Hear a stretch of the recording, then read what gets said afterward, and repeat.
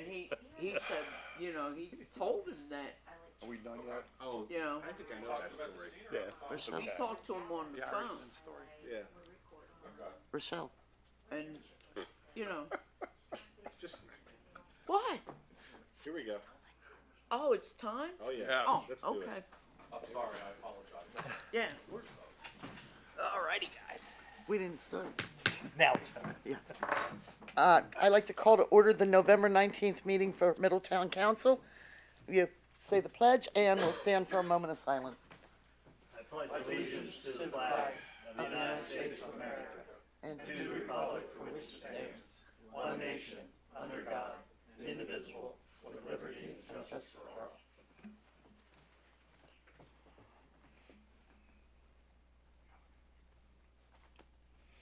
thank you.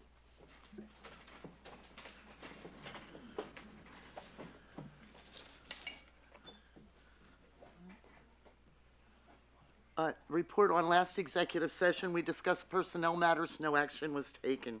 Somebody's on the phone. Now is the time of public comment on agenda items. Did we do roll call? Oh, Oh, Roll call. Grace, roll call. Mr. Kliskevich? I am here. Mr. Lister? here, Ms. Reed? here. Ms. Willenbecker? Here. Ms. Miller? Here. Ms. Lloyd and Mr. Rivera are not here. Now is the time of public comment on agenda items. Seeing none, item number 1. Do I have a motion to approve council meeting minutes for the November 6, 2024 meeting as submitted? So moved. Second. I have a motion and a second. Any discussion? All those in favor? Aye. Opposed? Motion passes. Item number 2. Do I have a motion to approve payment of bills as shown on the accounts payable list dated November 14, 2024, which is for the period of November 1st, 2024 through November 14th of 2024, and to ratify the approval of such bills already paid and to authorize the appropriate officials to take the required actions to make those payments? So moved. Second. I have a motion and a second. Any questions? All those in favor? Aye. Opposed? Motion passes. Item number 3. Do I have a motion to adopt Resolution 2024-24, requesting a grant from the Dauphin County Economic Development Authority, statewide local share assessment in the amount of $393,450 for the Waterfront Trail Project? So moved. Second. I have a motion and a second. Are there any items or any discussion? All those in favor? Aye. Opposed? Motion passes. Item number 4. Do I have a motion to adopt Resolution 2024-25, supporting the Pennsylvania Commission of the United States Semi-Quincentennial America 250 PA, commemorating the 250th anniversary of the United States? So moved. Second. I have a motion and a second. Is there any discussion? Do we have an idea of what we want to do yet? I figured we would probably talk about that after the holidays. Okay. Any other questions? Seeing none? All those in favor? Aye. Opposed? Motion passes. Item number 5. Okay, do I have a motion to purchase borough-wide holiday banners from Michael Blow Signs in the amount of $5,088? So moved. Second. I have a motion and a second. Any discussion? Is this the rendition that we're purchasing? Yes. Okay, that's what I thought. Yeah, if you could. Okay. So, first, I just want to say thank you to my friend John Nedick for helping design this. I'm not any good with computers, but I just told him what we were looking for, and this is what John came up with. So, to my friend John, who did this free of charge, and he doesn't even live here, I greatly appreciate that. To Jenny, she gave us the picture from the Elks from the 1940s, and John was able to incorporate that. This was the prototype when it had the wording on it. Obviously, we got rid of that, but the public very much enjoyed it. But they did say that they thought the wording. A couple people said they thought the wording was a little hard to read, so we changed it to get rid of that. Can you see that Oh, Grace, that on the big. screen? Yeah. Can you see that on the screen? You wanna come over this way? Where do you want me? I wanted to see if she could see it on the That seat behind you. screen. You can come over here. Maybe, What is that? Is that the vinyl variety, or Yeah. are we thinking about a different fabric, or Well, is that what we're? so this turned out so nice, we didn't get a quote on cloth, and also this printer doesn't do cloth. Ah. And Jenny knows a contact that works for a printing company, and when we asked him about cloth, he said, why would you do that? Just put it on high quality vinyl. Okay, makes sense. So, like I said, this wording here was the original concept, but that was admittedly a little difficult to read. Jenny and I went out in the car, and it was hard when you're driving by to pick up on that. So we removed it, and the public seemed to like the revision. This is, thank you to Matt for the information he gave us, because he had mentioned that there's a piece of blackout vinyl between these two sides so that the sun doesn't bleed through. That's what this is as well. Jenny and I had asked Matt how much generic banners would have been from one of our pamphlets, and he gave us a price of roughly $86 a piece. These are 65. Oh, wow. So it would be the 66 for this size, and then Matt gave us the size for the poles on the Emos Street extension. So this is one of 4 seasons. I'm hopeful that we can keep the theme going, and the only other thing that I would put on the record is that if you're going to make the expenditure to do this and rebrand the town and move it forward, I think that there should just be some sort of tickler for the staff to know that, you know, this is not something that lasts forever. And instead of piecemealing and starting to, you know, replace one here or there, it should just be done on a cycle, all of them. The lifespan on this is supposed to be, if it was in direct sunlight, 365 days a year, 3 to 4 years. This is not going up more than 3 to 4 months. So, I just want the council to be aware of that. You're not buying something that's permanent, and it should be on some sort of cycle that every few years you're gonna have to replace these. So these are 30 by 60 for $65, right? Right. And then 23 by 37 for 38. A piece, yep. Okay.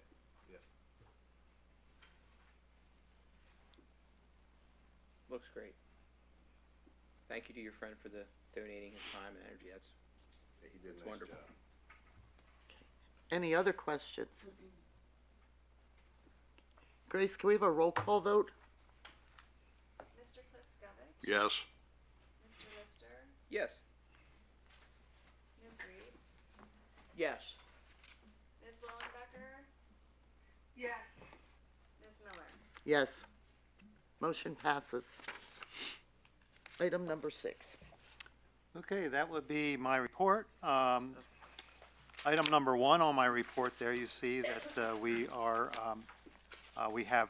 solicitor has drafted a comprehensive revision to our sign ordinance in the zoning ordinance, which clarifies the definitions, prohibitions, and allowable uses for various types of signs. Ask if you don't have any questions or comments. I would like to put that on our business agenda for next month to move forward.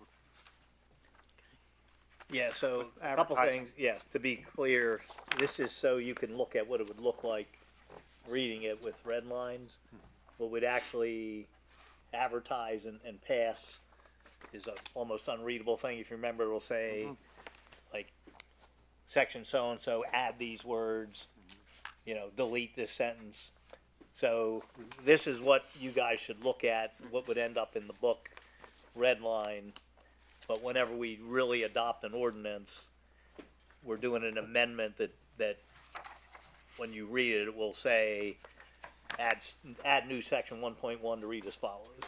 Delete so-and-so. Yep. So it always gets very confusing when we just show up with, here's the amendatory ordinance. So, and I will say, it's funny because the law's been evolving pretty quickly in this area, and it's almost hard to reconcile in the real world what some of the courts have said on some of this First Amendment stuff with signs. So it's not a perfect world where you can get to the goal that they seem to be saying, but it's almost like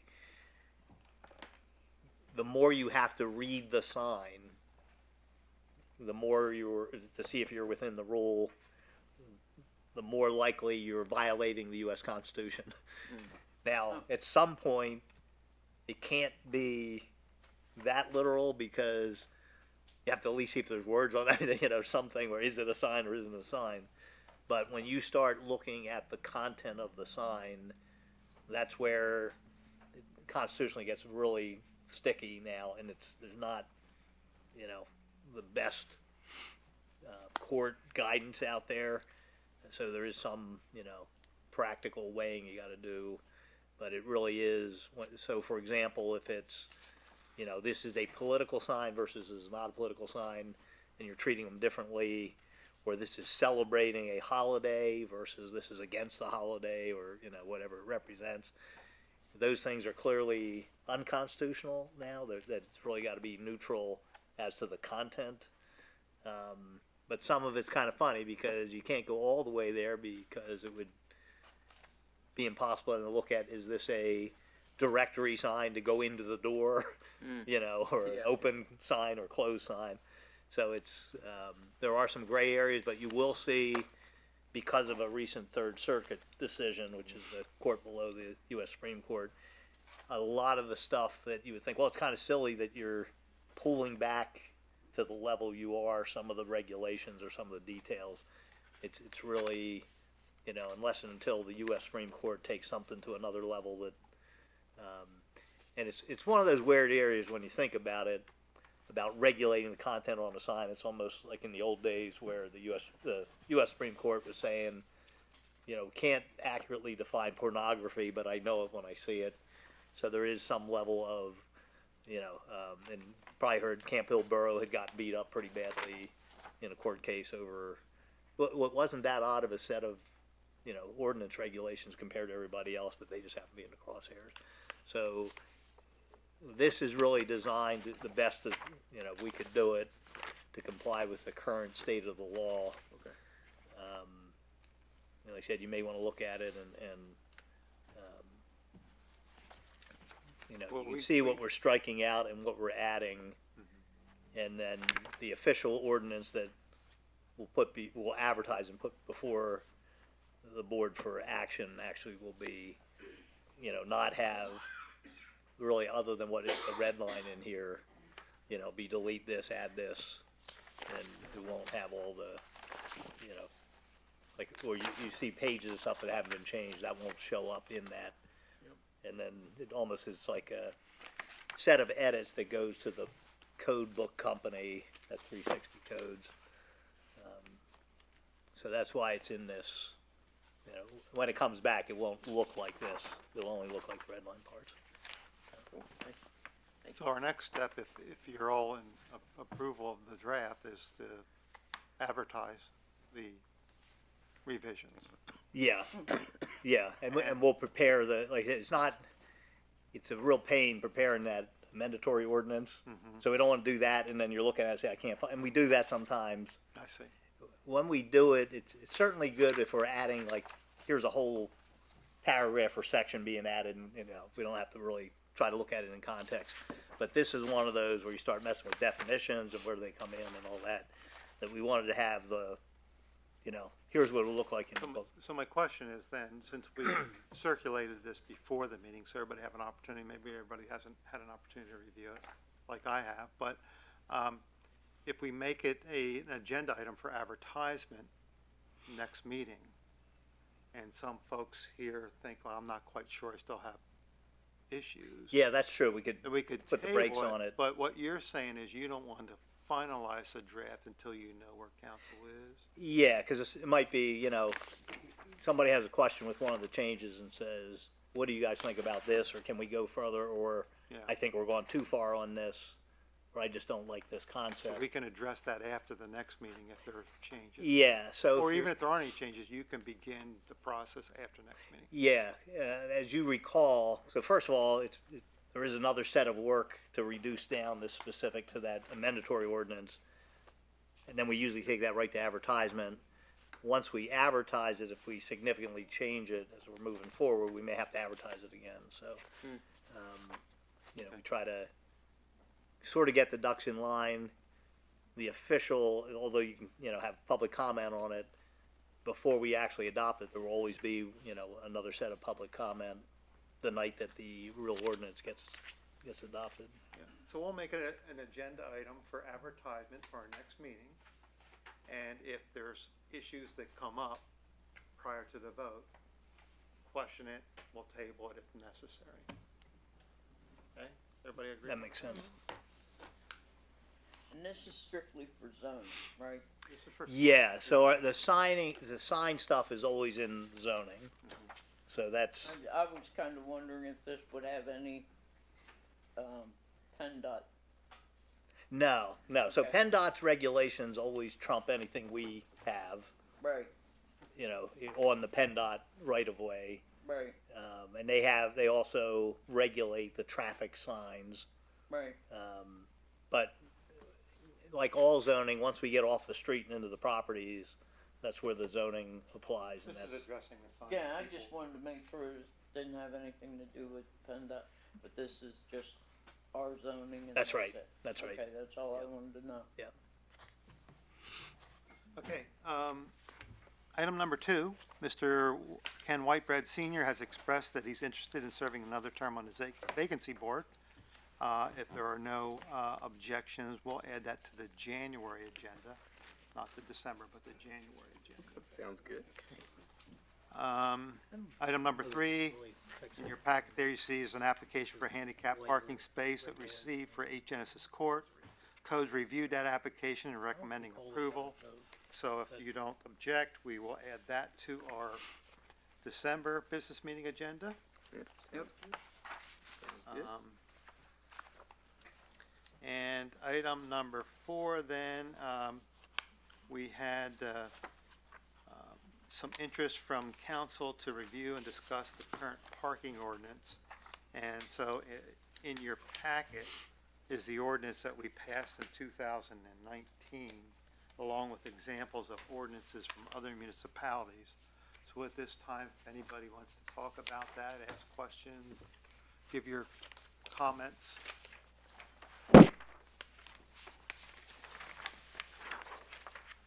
What was the thoughts here? I'll comment. I get more feedback and complaints from residents regarding parking. Okay. Regarding parking trailers and boats all over the place when there's no place for them to park their car. Yeah. So, I've spent a couple months driving around town. Some streets have no boats or trailers. Other streets has 4 or 5 trailers. I mean, I get it. I understand. It is a problem in certain areas of town.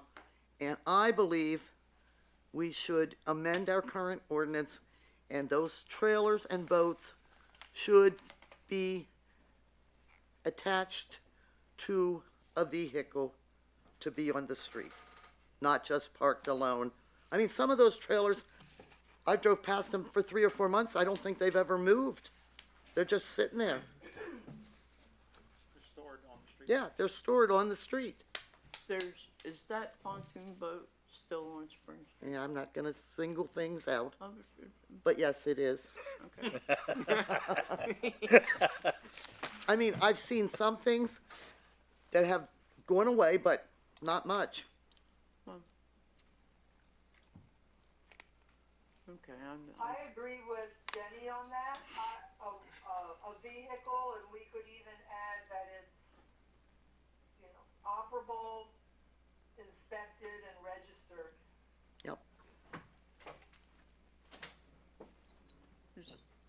There's people that are bringing boat trailers from other municipalities, parking them within the borough, because other municipalities are saying that they don't want the trailers or you know, in their municipality. And so we're stuck with them. And it's not fair to our residents. I've had residents come to me and say, what are you gonna do about it? And they're complaining, so at some point, we have to take into consideration what residents are saying to us. And I think unless Dan says otherwise, I think, and you can always try something else if it doesn't work, but I think it's pretty easy to enforce, and I would think it was gonna make a big difference, that idea of having it attached to a an inspected vehicle. Do you see any issues with that, Dan, from enforcement? It's relatively. Yeah, I would think that's a good, you know. You know, the only concern would be people don't check their trailers for parking tickets, you know, when we would do things. So parking tickets, you know, are a courtesy. We're not required to issue a parking ticket. We can send somebody a citation for violation of the borough ordinance without attaching a ticket. That would work on a trailer that's sitting somewhere for 4 months and the owner never comes by and looks at it. He's never gonna see the parking ticket. Mm-hmm. Now, that itself would take care of itself after 20 or 30 days because he would get a citation in the mail anyway, but we could discuss logistics on how it would be enforced and what would be the proper way of doing it. Yeah, and I hadn't thought about it, but I guess I research it, but I think, you know, maybe we can, I don't know if we could tow and impound. I guess we have to look at that, but, I think we could at some point. you know, if I come there, my boat's not there, yeah, that's gonna get my attention. Yeah, And if it's like cars, and I do represent some salvers and towing companies, they get a lot of money per day. When you have a car that gets towed and gets impounded, yeah, it's not cheap. it's, you know, you end up sometimes owing, you know, $500 just to get your car back or something. Yeah, but time limits or times of year or permits add a level of complexity, and this would be extremely simple. Simple, yeah. Yeah. It's either attached to your car or it's not. Well, some people can put theirs in their yard. One. How many are Jason's you allowed? saying one. One? But yeah, so, to answer your question, yes, it does simplify the enforcement of it. There appears to be quite a list in this, attachment here to our packet of municipalities around the area that either don't allow them have a trailer on the street, or if it's on the street, it has to be attached. Right. They Yeah, range and a lot of those municipalities I see we represent. Yeah. And you know, it's a different world though, when you're South Hanover, when you're Londonderry, when you're, you know, where 90% of the places have driveways and everything. You know, it's easy to say none at all, or, you know, whatever, but it seems to me it's the attached to a vehicle, you know, that's not overly burdensome. You know, you can, the day before you're going to fish or whatever, you can pull up in front of your house and, you know, leave in the morning, and Yeah, most of these but it's things not. have to be attached. Yeah, and I think Pembroke, that's South Hanover, and, Hummelstown. yeah. Dalton. Now Hummelstown's more like the, you know, you got tighter parking and everything. You get out to Londonderry and Lower Swatara and such, you know, they don't have the parking problems we have. Halifax. Yeah. What are our thoughts on looking back at that ordinance that just allows one trailer on a property parked? Depends how much junk you wanna have parked in people's yards. Yeah. It's a tough. If you're gonna, let's just say that on a weekend a couple months back, I drove around the borough, I counted 123 trailers parked on all the streets in town, and I probably missed a couple. Yeah, definitely. And some of those trailers I've never seen move. And some people have 2 and 3 and 4 trailers parked in front of their house. And boat trailers or personnel trailers or 8x10s or 10x12s or whatever. So they're either not using them or they bought them for one job and now they're sitting there. So, I don't have a problem with somebody parking, well, codes probably might have input on this, cause it's no different than us allowing someone to park a vehicle in their yard. You know, we don't allow that. You aren't allowed to park your car in your frickin' yard anymore, cause, you know, it is unsightly. I'm really not in favor of parking somebody's trailer in their yard for months on end. I Currently, mean, we're you're trying to allowed- make have the borough look, well, yeah, right now we're allowed to have one. So if you're trying to clean the borough up and you're gonna say, okay, now you can park 3 trailers in your yard, you've only compounded the issue. So I think the one that we allow now is fine. Yep. If people have space to park it, then fine. And that's something between him and him, as far as codes goes. Yeah, and 123, that's a lot of, town that has not Yeah. enough parking spaces, that's a lot of It parking is a lot. spaces. And like I said, some of these trailers I've never seen moved. Yeah, me neither. And I know within the 3 blocks of my street that I drive pretty much every day, there's at least 6 that haven't moved in over a year. This has been going on for Forever. a long time, like before. And I know, and it's not the point, we're not trying to irritate people, because I know there's people that have boats to hunt and boats to fish and all that. I don't know how to resolve the issue. Yep. Other than, okay, here's the bottom line, you just can't park them here anymore unless you're going hunting and fishing with it. And I think that's the problem. Everybody around us has an ordinance, they can't park them. Right. So they bring them here. Go down to Susquehanna Street. There's trailers that have been parked there all summer. And they aren't from people that live in town. I have a question. So the 1 trailer per yard, is that, you may know where I'm gonna go with this, but is that consistent with these other municipalities that you represent? So, number one, physical plant is completely different in most of these other places because if you go through most of Londonderry Township, no, they don't even have curbs for people parking. People have minimum, acre yards. Yeah. Well, that's what I'm getting at. So if They can park lots of stuff on there. They have barns.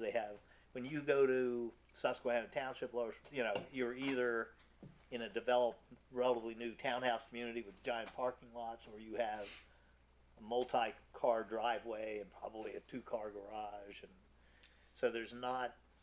But they also don't have the problem of we don't have parking for somebody comes home at the end of the day and they can't park in front of their house. But when you're looking at aesthetics, that's why I wanted to ask these two gentlemen what they thought. When you're looking at aesthetics, when the lot sizes in this town are so tiny, and you're allowing even 1,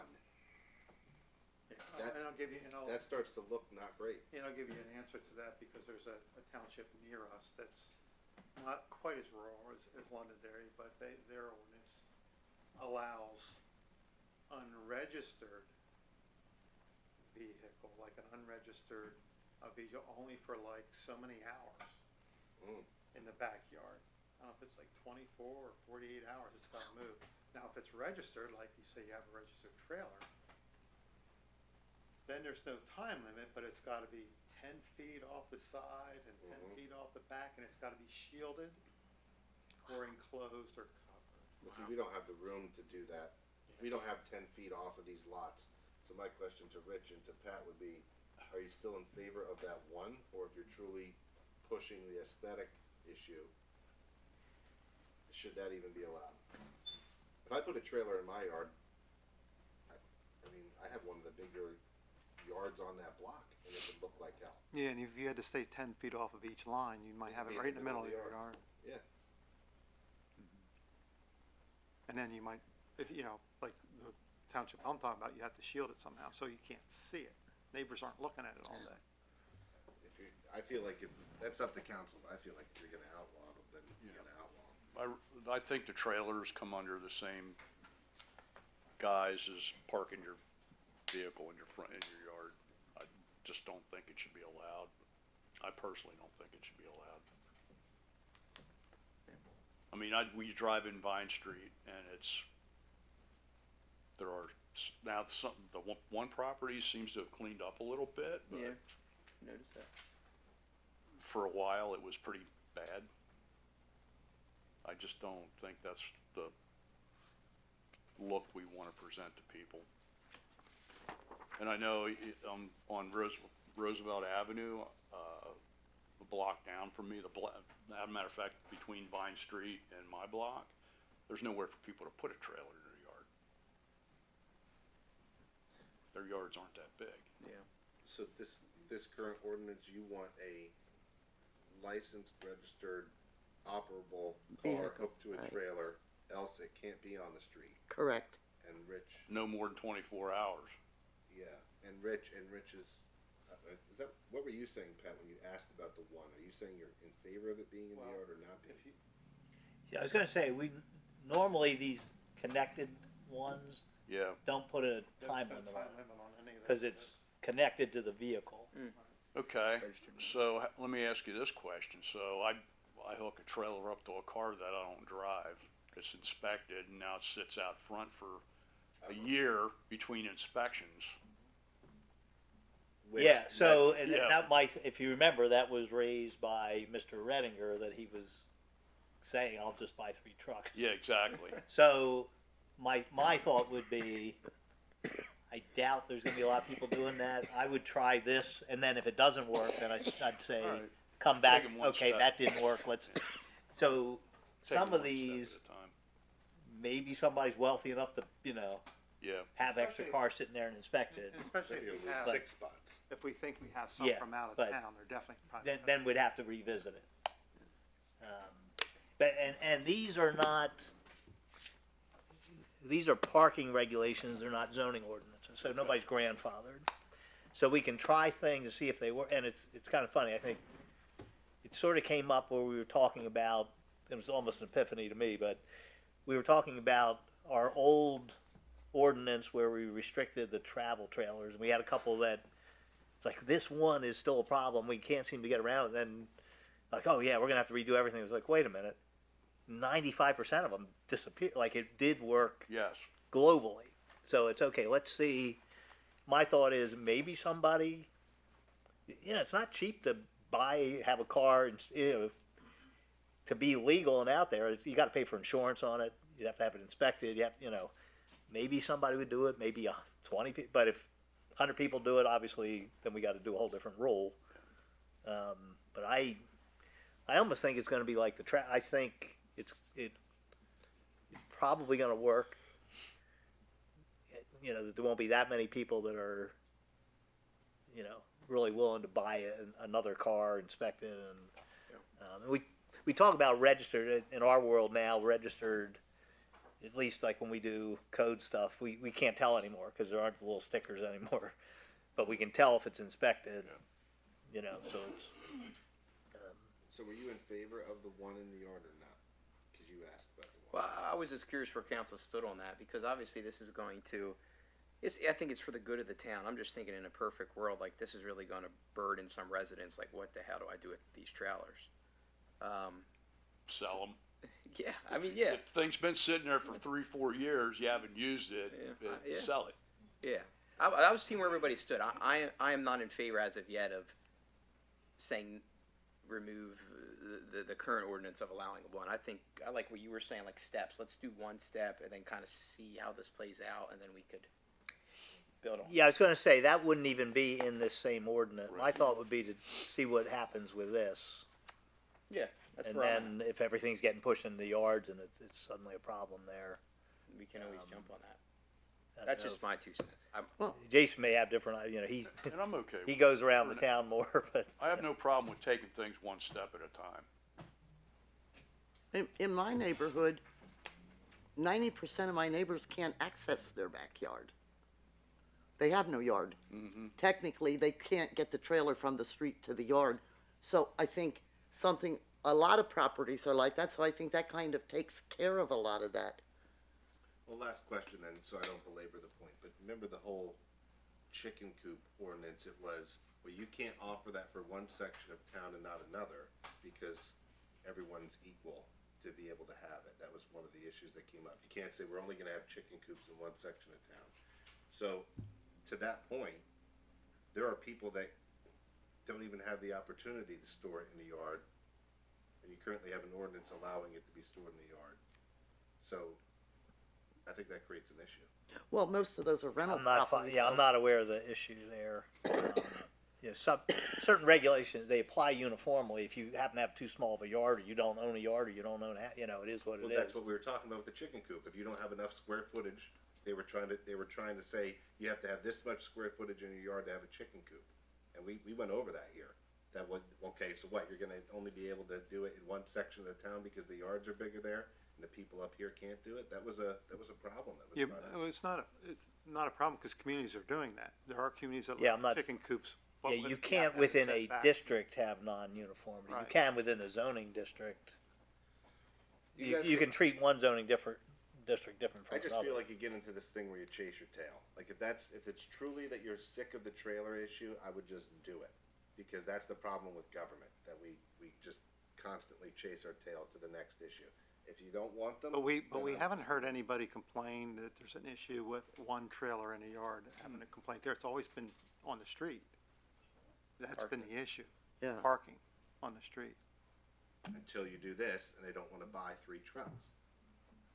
So one may go in a yard, Which if there's 123 in this town, but they're probably not all Yeah, I don't think they're all ours. residents. And- I don't think they're all ours either. There are gonna be some that they don't have a yard big enough to get it in, they don't have access. Yeah, there will be some probably going a yard somewhere, but then I think the zoning says they can't be on the property line. You gotta have, a setback. They can be, right against the fence. Yeah, that's, a structure has to be within 5 feet from a property line. see, I think that's up to you guys. I think that opens up a can. I mean, Because- there's the bad eggs out there but there's some people who legitimately need a trailer for their work or their business or whatever, and they should have a right to park it there if they have a spot. I mean, now, I'm gonna be the first person to come in here, if this passes and I see, 50 trailers in people's property and looks unsightly, to come back and say, okay, I was wrong, like, we need to do something about this, but I'm just not willing to. Well, remember, I hate to say this, but whatever rights people have under the zoning ordinance, they're grandfathered. Yes. So, a lot of the stuff we did with the vehicles was the IPMC, these are derelict vehicles, these are junk, we were regulating around it. So, a lot of the rights that, when you find something in zoning ordinance, say, here's where the restriction line is, and people are, that is what it is forever, until somebody's building a new house or doing whatever, or, it's, So what's your point there, like the people who will currently be parked, like they're just grandfathered in? yeah, if they're allowed to under the zone, if we're trying to regulate it under the zoning ordinance. So we always have to find what we call an enabling act, something lets us do it. So when we're talking about this piece specifically, it's because of our power as a borough to regulate the parking on our streets. That's where we're doing this one. Yeah. Some of the things, if you remember when we were looking at the inoperable cars, we were doing that mostly under the property maintenance code stuff. And that's not the use of the land per se, it's because this junk vehicle is there, this inoperable vehicle,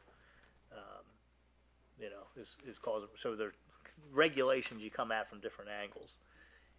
Some things, by their nature, have to be in the zoning ordinance, just with the, you don't really have the power. You might give it lip service in another ordinance, but the reality is it's not enforceable unless you have the actual substantive same thing in the zoning ordinance. But things in a zoning ordinance, they're great, you can loosen the lines up, but you can. So in other words, what you're getting at is, the zoning that is currently there is what it is. Yeah. And if you pass this restriction where you say they gotta be attached to a car and people start running to try to get them in their yards, and they do, and then you notice that it's a problem, Well, now they're in the yard, and you can't change the zoning to make it more restrictive to get them out. That's what he's getting at. Yeah. So you actually create another issue that you then can't solve. Yeah, but if we already have it, and people already, No, but what I'm saying is, even if half of what Rich identified ends up in the yard, aesthetically that looks like hell for the town. And you force them into the yard if they didn't want to always have it attached to a car on the street. yes, And I then guess, you can't solve it. yeah, I'm trying to think, I don't have the ordinance, I deal with so many different ordinances. You can't park in the, you have to park on a driveway, right? That's for a car. We're talking about the trailer. Yeah, a vehicle has to be on a parking surface, paved parking surface.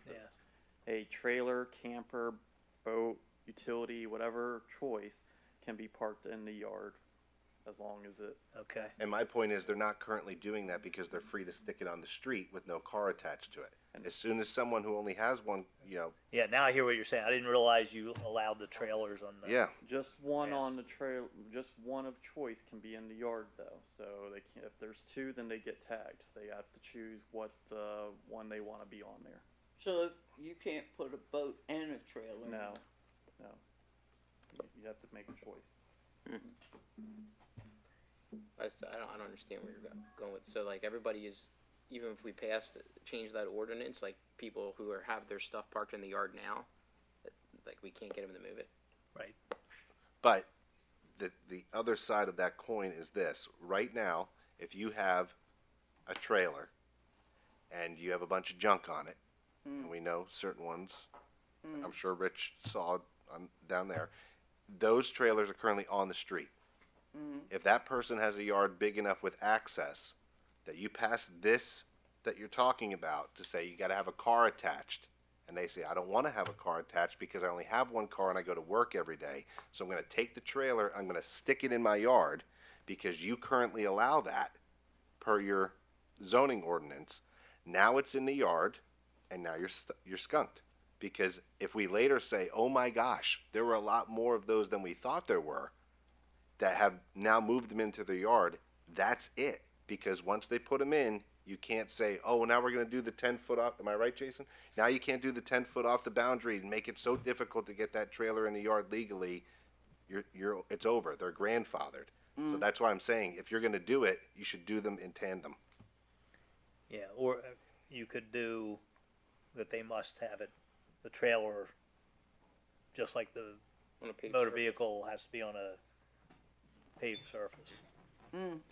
And that, among other things, because sense. of the stormwater management ordinance and the, Is that like Pervious MS4? coverage. Is that like MS4? Is that which? well, all that's, I was gonna say, there's only so much pavement you can put into a yard. So that's now, the difficult thing for a zoning officer is trying to sort out who was parked there, who was using that right and who wasn't, who's grandfathered, who isn't. Or just eliminate them. And also, you're not, if you want to piecemeal and take it step at a time, you're not even going to know how bad of a problem you create until you've created it.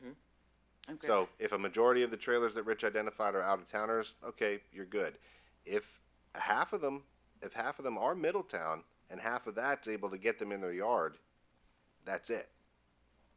Because then they're grandfathered under our current zoning ordinance. Whereas if you just say no, or on a paved surface, then you've solved it. There's a loophole to that paved surface. What you can make, what's impervious, Oh, pervious surface. What's that mean? Like it could be gravel or it could be a. Can't be gravel. It has to be a filtered. Yeah, you can buy, pervious pavement, it's pretty Right. expensive. And that's hard to regulate. Yeah. It's installed. it's less work for, I mean, if it was just uniform, they're not allowed, it's a pretty clear line at that point.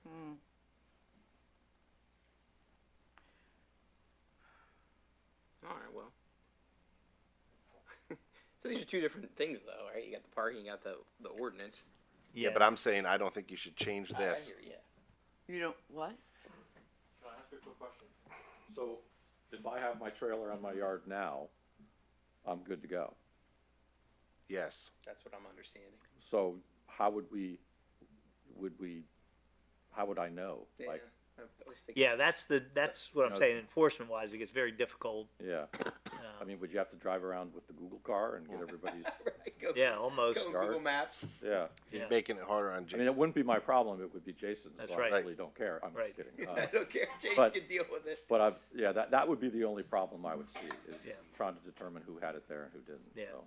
And Okay. I will say, in the real world, a lot of that's complaint driven, so if the neighbors have a problem with, and they're, you know, Yeah, it's been there a year. yeah, I'm reporting this and I can testify that that's never been there before and, you know, I'm aware of this change that happened out here, but otherwise, the windshield inspections, driving around like Jason, you know, it's just be impossible to try to sort out, was that boat here before or not? I mean, you may recognize some, but,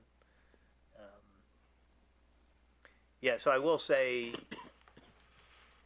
I can't think of any municipalities I've been around that have had to try to weigh both of these, cause, you know, they're either the towns that are more spread out and there's barns and all you know, nobody's worried about one part of the equation, and then there are the others that, you know, they're the opposite, so it's, you know, is there a parking issue, is there, here we have kind of the worst of all worlds, I guess, with the, but I you know, it does seem like there's a piece of it, at least, a meaningful piece that's from out of town, that we've become the dumping ground.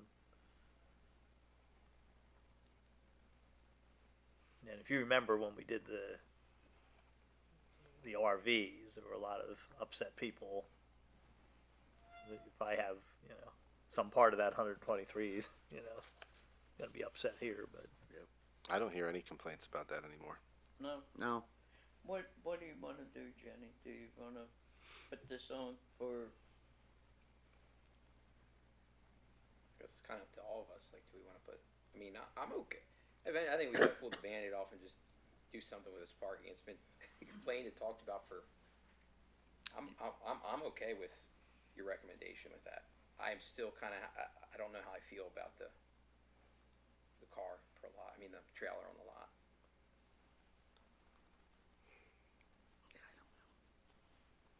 I would like to keep this moving forward. Yes.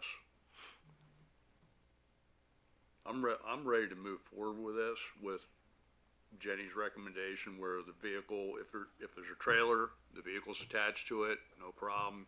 If there's a trailer out there and it's just sitting by itself, it has to be off the street. It has to be gone. Whether it's Dan having it towed somewhere, codes getting, citing some, I don't know how that whole thing works. That's not my area, but. Yes, it's mostly fines on the street, Okay. that's the standard. Would we need to, you brought up about towing, would we need to incorporate that in the ordinance? Yeah, I think Yeah, we would if we could do it, I don't even know, I have to Specifically look to if- see yeah, if no. we're empowered to do Free that. tickets or something results in towing? Yeah, I was gonna So- say, but you know, when you do it, Yeah, there's gotta be It's- some sort of, Because usually we tow for safety issues, fire hydrants, yeah, so, blocking intersections. well, and there is a crosswalks. statute Right. that does that, where Covers that. you essentially are taking control of, you know, here's a danger Right. to the Right, passage of vehicles, safe passage of vehicles. And you know, we certainly have tow-away zones and things. correct, Um, okay. yeah, so I'm not even 100% sure if we're allowed to do it, I'll have to see. one area where there are some trailers is on, an emergency. Yeah, it's on a snow emergency not route. emergency. Oh, yeah. There's quite a few of them. Right. Jason, out of curiosity, how do you see this? Would you do the thing in tandem? It makes it challenging. I think the one choice is suitable for the way it is, to allow people to have that opportunity to still have their trailer. I know not every property is ideal for that, but then there are that you wouldn't even recognize that there's a trailer there, or camper, or whatever choice it is. The biggest concern I see overall is what's on the streets, and I think that would be the main focus. And then if they do add more than the one, then that falls on my plate to make sure that they are choosing the one. So what is that, what's the street where that one with the junk is? Market. So if the gentleman with the junk trailer, if this ordinance passes, says unless it's hooked to a car, you can't be on the street, we've solved the street. If he takes that junk trailer and he has a yard big enough and he puts the junk trailer in the yard, with the way the current zoning ordinance is, now we're stuck with a junk trailer in the yard. Not necessarily. So the junk part, getting onto the private property might, depending how junky it is, trigger the IPMC. Yes. Where you can regulate it because you have this junk Accumulation. in the yard visible. So it's kind of funny. There are things, there's a vehicle out on the street, licensed vehicle, can't go out there with the IPMC, can't go out there with the zoning ordinance. So there's this funny dichotomy. If you had a really nice looking RV and backed it in there would be no IPMC issue. So that couldn't, but if you had the International Property Maintenance Code. So that's where we get into that stuff of, here's junk. And, will Judge Judy say it's junk? We'll see, but Or just that's the issue.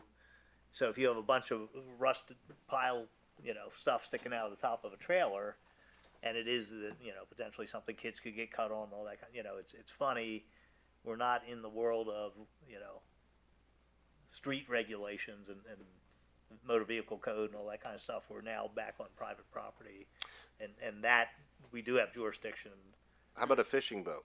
So a lot of people use the river, so if they got these smaller fishing boats that are on the street, they don't want to have them hooked to a car, they can stick them in the yard. Yeah.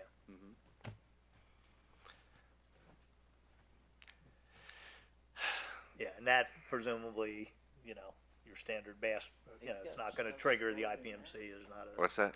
They got stuff stored in there. It almost becomes like a mini shed. Hey, they got junk stored in there too.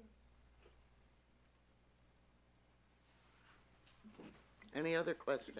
Oh, Just to add one Getting a more, workout over there. because if the vehicle of choice looks run down, that also gives us a tag too. They can't just sit a junky Well, it's trailer not with flat really- tires on it. It's not really even a vehicle of choice, the way I read it, is, if it's a motor vehicle, Mhm. that can't, if it's a licensed motor vehicle, that Mhm. can't be stored in your backyard. Right. Yeah. It has to be an unmotorized. Right, trailer, Yeah. camper, trailer type thing. But if it has flat tires or anything like that, we can still tag that. But if we can't see it, that makes it challenging, unless there's a complaint. If we can't see it, I guess it doesn't matter. Yeah, I was going to say that's a big line in this. Out of sight, out of mind. Yeah. Mm. Okay. We're off the street. So, do we want the solicitor to draft something Yes, Okay. yes, please. for the agenda? Yep. Okay. And at this point, we're just doing the traffic Yes. and parking. So since we're drafting to look at, do you want it on the agenda for a vote, or do you just want to look at it on the agenda to look and discuss? And I guess we could put it on the agenda. If you want to vote, you can. If you right. need to table it, you can table it. Yeah, so you're looking at it for, like I said, I'm going to Ireland the next 2 weeks. so, Ooh, Look at you. you the Can I go? Irishman You again. representing municipalities out there now? Can I go too? I just So- don't wanna eat haggis. I can pass this to somebody else, but Okay. Well, how soon do you guys want to do it? Do you want it at the workshop, on the agenda there? I think we need to move on this pretty, Okay. Yeah. We've been dragging our feet on this for a while. Pat, we started this when I first got on council, and we This- started again when Pat got on council, and we just keep, we I didn't realize it was that long lose back. sight of Well, stuff. there's a lot of examples out there too. This isn't a big change, I want. No, no, this will be a one sentence Yeah. kind of thing. So this can be, it's a pretty simple yes, ordinance. yeah, It's this is not a very very complex. simplistic thing, and again, I think it is for enforcement. One last thing. Okay, Dan's got Now we'll have to get Matters. notice out to More than- everybody. It specifically addresses RVs, given a 72-hour period. Would you need to address that if it's a trailer RV? Does that need to be attached to a vehicle, or do they not conflict with each other? No, so I think we are folding the RVs in, right? The whole thing, right. Everything. So any trailer, So if you have a motorized boat, you still have the Yeah. 72 Now, hours you could, to clean up or whatever. you could have an exception within that, no parking except RV trailers for up to 72 hours, you know, I if think- you wanna still have that, I think we just you know. bag them all in there and make it simple. Yeah, I don't So I think we do. wanna Yeah, play so it you'd be with it. saying everybody, Yeah, but- and if you're leaving tomorrow morning, leave it hooked to your car. Right. But the motorized RV, 72 hours, I don't see why that's an issue, or we'd have to It's change not. that We- and stir that up, but the RV that's a tow behind, Yeah. you need 72 hours, but it could stay hooked up. Stay hooked to, Right. to the car, Yeah, right. yeah, Mm. Agreed. Thank you. okay. Okay. Okay, item number 5, the contract for Overdeer Park has been signed and a kickoff meeting was held on November 13th. Everything's on track there. Item number 6, Yvonne Hirsch and Joanna Reynolds are interested in renewing their terms on the library board. So we'll put that on the January agenda if nobody objects. Number 7 is similar. Here we have John Zayats and Cassandra Fenstermacher are ending their terms on the library board and positions will need to be filled. So we'll add that to the agenda as well. Grace, that says need to be filled. Do they want to re-serve again or not? So we have to advertise to fill those. So we'll put something out on Facebook and spread the word. There's going to be 2 vacancies for next year on that board. And number 8 is just an informational item. You probably all got something in the mail about the lead service lines that What does notice that that mean? well, there's a federal mandate out there now that any lines, lateral water lines from the main into your house, the whole way in, up to your house, if they contain any lead products like lead pipe or galvanized that might have lead in it, they're gonna have to be replaced. They're gonna be removed and replaced. Who's paying? The homeowner will have to pay. It's an unfunded mandate that the feds put out. So somebody from Veolia will be around at some point checking and trying to identify where they are at.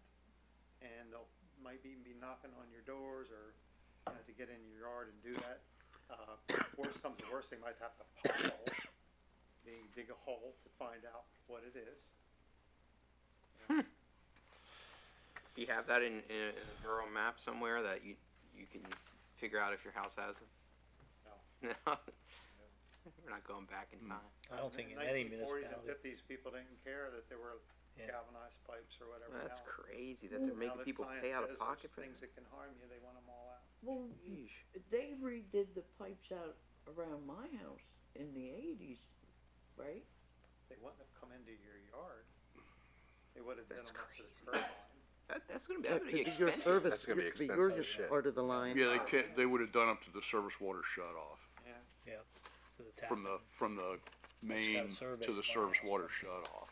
PA American Water or whoever. And I guarantee you, they didn't write down what was on the other side of the service Should do that water shut off. Um, Now, I know what's in, I know what's The in shut-off mine, valve I don't to the really house. care, Yeah, that's yours.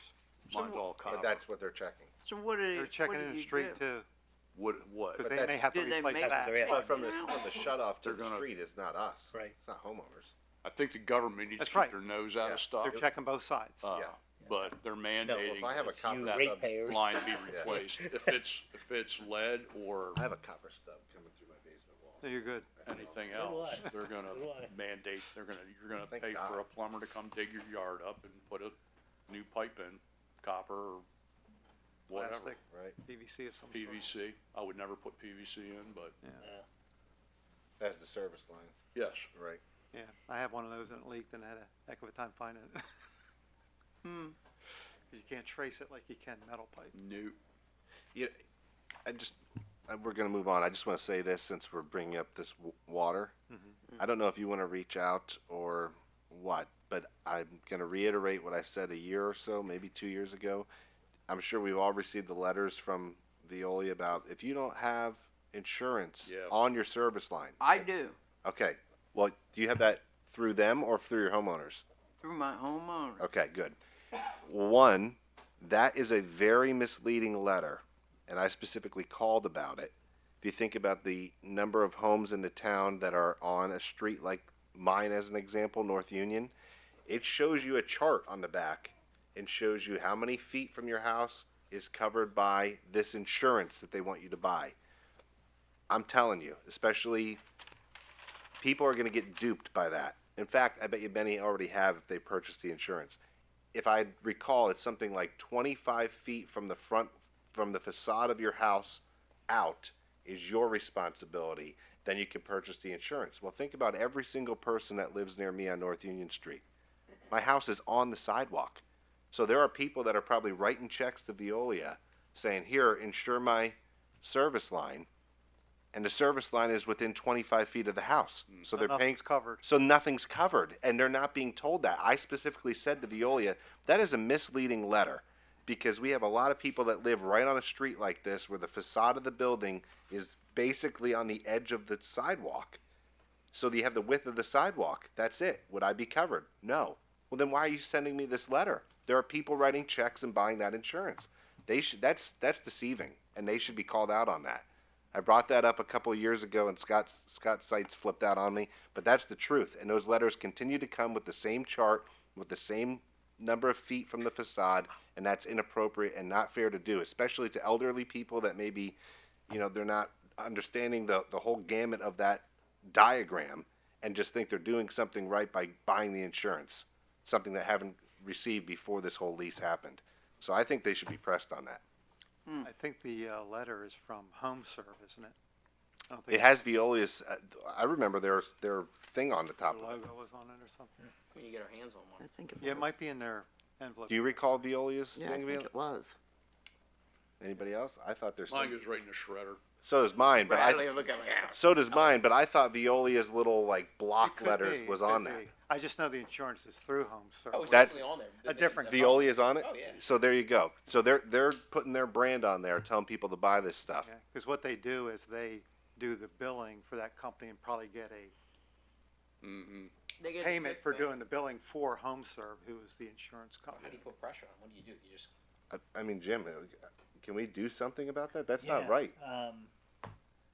One of the things that's a little troubling too is when you step back, we all know our hands have been tied for 50, 60 years or whatever, but they're us. We own we're the, Well, then we need to put a statement of our own out that says They're not us in that regard as far as communication. no, I'm just saying, when you think about, the legacy here. We can tell everybody the truth about them, that they're skunking I mean, everybody. No, absolutely, well, and I It's in wonder. the letter, it says that, right? That we don't cover the first 25 feet? no. It's doesn't. it's a chart. Just a chart. It shows a home, it shows a Yeah, curb, it does. and it shows a dotted line or something, and it says, has the numbers. And so I myself am looking at this thinking, something doesn't feel right about this. I called the number and said, so it says homeowner's responsibility, 0 to 25 or whatever. Well, I live on a sidewalk. Can I purchase this from you? Yes. Well, wait a second. My service is within 10 feet of the front of my house. Oh, well, then you wouldn't be covered. That's how dirty it is. That needs to be, think about it. Union and Maine right there. Not one person along those routes could possibly be covered with that insurance. No, we should get this, so something that's interesting to me is this is the sale of insurance. So we've run into this horrible thing about the PUC has no jurisdiction. The insurance department has jurisdiction on this one. And there is no, so they've inserted themselves in the sales chain. And, Yes. if they are getting any money, there has to be a licensee from the insurance department for them to get a commission or a fee. So we had to get this and dive into this and find out, it may be that we You have still have your citizens. letter. I might have saved a copy of it. I mean, I brought this up on the record, and he flipped out on me over it why? because he defended Suez and Veolia. That's a major problem that needs to be. We get one every year. Yeah. Yep. I feel like I just saw one. Not too It came not too long ago, Yeah. but it's been the same. It always the has same. the same chart. Yep. We need someone to bring us one. It's on the upper left-hand Hopefully corner. someone saved it. Any of the residents out there. Yeah, I mean, it might be that people ought to be getting reimbursements or something. That's, if, they have reason to know they're selling a product that I'll has, ask Cody if she has doesn't- a copy, if nobody else has one, and yeah. she'll send it to me. People aren't gonna realize they're not insured until a disaster happens. Yeah, I got a home warranty thing. But you got it privately. Yeah, That's where people should be buying it through, is their homeowner's insurance. Because you can, if you call them, you can get that added, your service line. right. Okay, I'll see what I can find out. Oh, that's fascinating. That's all I have. Okay. That- Item number 7, codes. What do you mean that's all you have, Ken? We were on your report for about an hour. Yeah, you took forever. We were supposed to keep going. Yeah, we were the ones that were talking about it. Looking at my report here, we have 23 rental complaints, 17 property complaints for the month of October. Number 3, ARC Scanning Services is planning to collect the articles out of the resource room in the hallway here, and they would like to start doing that in the month of December before Christmas, and then they will begin implementing that in January of the 2025 year and billing us for that 2025 year. And that estimate is around $30,000, which was in the budget for approval. And I am seeking action by council to request that council place on the agenda to approve moving forward with this service and signing the ARC Scanning Services contract with a contracted estimate amount of $29,635. And the contract is attached, I believe, for you to review and sign. Did we find out if they're co-stars? They are co-stars, yes. Good. For number 4, as council had requested, there is a draft of the Q&A from various council members and staff. We can look at that first. If you've reviewed over it beforehand, the registration process, for example, we're going to make sure that every rental property is aware of these and going through the process to be implementing this new inspection ordinance. There is the understanding that Commonwealth codes will be doing the inspection services. How the hours and stuff are established, that would be dependent on the type of house. However, council has looked at having Commonwealth do the full gamut of the rental inspection. As I was going through the details, creating the ordinance, and with Solicitor Diamond's requests, I do believe that we would want to have the codes department involved with the violation notices and the registration licensings, so the billings, the invoices, and all that stuff. For the software to be required, right now we're still looking at that. E-Town has Permit Manager like we do, and they also have a different software system for their billing, and they seem to be coordinating pretty well with what they have. With the quick ticket violations that we just passed, I created a ticket, and we're tracking those. I think we could almost do that the same way. And the way we do our permits, we could track that, just it's under a new name. So we're going to look at that further with the finance department, see what we have to do some dry run examples of what it would look like as we go through these processes, and see if there'd be any hiccups with that before we do move fully forward with a new software if that's needed. So the sections you have on here are to the MPC, what is the, like 302.1? Yes, those are the IPMC code sections that I'm referencing at the moment. So, and forgive me, this is a stupid question, but do we already have a pre-existing ordinance for residential rentals? No, just registration. There's a pre-existing ordinance for the registration of Okay. rentals.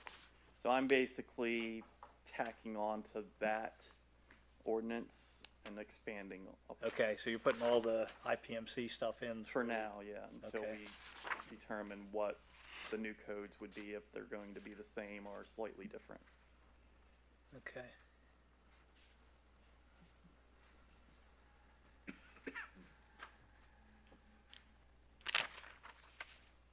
And then as you looked through with the other Q&As, one of the concerns I have is the basement and attic bedrooms, and other ordinances have been in place by Elizabethtown and Shippensburg. They particularly amended the IPMC to have dual egress opportunities for these bedrooms, and I don't have that found in our ordinances. The IPMC is very basic and vague, so going the added step to adding another code for that, and I have that highlighted in the property inspection checklist. It's yellow highlight with green being Shippensburg's, what they have, and yellow is what E-Town has. I like how Shippensburg has theirs laid out. Well, currently, we don't allow basement apartments at all, correct? Yeah. Right. What I'm looking for, though, are like Woodland Hills that have the walkouts for their basement, or are they technically basements, or, so are there different ways of, Yeah, that's spelled out in the current ordinance, so how you do that, how you look at that. I'm pretty sure we've been through that before. Yeah, and so realize also these, like these green IPMC, that applies whether you own the place or you're a landlord. So this applies to your house too. So, which it should. You'll see, you know, when you do these, depending on how comprehensively you regulate rentals, there are, you know, a couple different, when we talked before about those enabling acts, different places you get power from and different rules apply. So there's a lot you can do in terms of regulating the safety and that sort of thing, because it's a business. But some of it, if you're trying to regulate things, are actually through, the only power you have to do these things are through the zoning ordinance. Right. So for example, if you were gonna say off-street parking, that's zoning ordinance. You might refer to it also in the rental thing, but it has no real power if it's not in the zoning ordinance. But once it's in the zoning ordinance, the other important thing to understand, there's a since the Pennsylvania Supreme Court case, Slice of Life you'll hear of, there's a very, you know, different set of rules for short-term rentals versus longer-term rentals. So short-term rentals are treated almost like they're, for zoning purposes, the Supreme Court said they're different from regular dwellings. You have Like transient, Airbnbs? yeah, because like somebody staying in a hotel, they're in for a couple days, they don't know the physical plant real well, they don't know where the fire very different from if I rent a place and I'm in there. In the zoning world, what you have to watch out for is once you're talking about, you really can't, in the zoning world, regulate long-term rentals really at all. Differently from, you can regulate a dwelling, but it's unlawful in Pennsylvania to say, if you rent that dwelling, there's one set of rules, if you live in it as owner, there's another set of rules. It's gotta be, if that's the section 605, the MPC uniformity stuff, and one of the big, ironclad lines of cases is on rental versus non-rental. Same thing with, condominium versus non-condominium. Generally, it's very tough to regulate differently non-profit from for-profit. So you will see sets of rules that seem like they're micromanaging things, but if you notice a lot of them, if it's some you'll see that predate that case that just aren't lawful anymore, they're void. But you have to pay attention when you're looking at samples at what is for short-term rentals versus not short-term rentals. Mhm. So, you can much more heavily regulate, and you can differently regulate short-term rentals from other kinds of dwellings. Okay. But once we get into, I'm renting my house or I'm renting an apartment, the zoning parts of it have to be uniform, whether it's a rental or not a rental. So are these uniform as far as you're concerned? So the green ones that Jason just mentioned, now they're not zoning, they're property code, but in that world too, this one where they amended their IPMC, it's saying residential, so it applies whether you own it or you're a landlord there. Right. You have to have the egress or you can't use it as a bedroom. And that stuff's fairly universal, but Jason's saying ours is ambiguous at least, and it's. Yeah, there are some language stating that there are no basement or attic rentals. When I'm looking at the older homes, what determines the older What's an home attic, being an yeah. attic or a newer home being a basement? So that's where I'd like to get any potential ambiguity cleared. Yeah, so the basement should be defined in the zoning ordinance. It's usually defined relative to the, some definition relative to some, either the mean or median or the highest or lowest point of the grade. Different ones have different, but it's partially or X% below ground. And I know that came up, remember, with the short-term rental issue.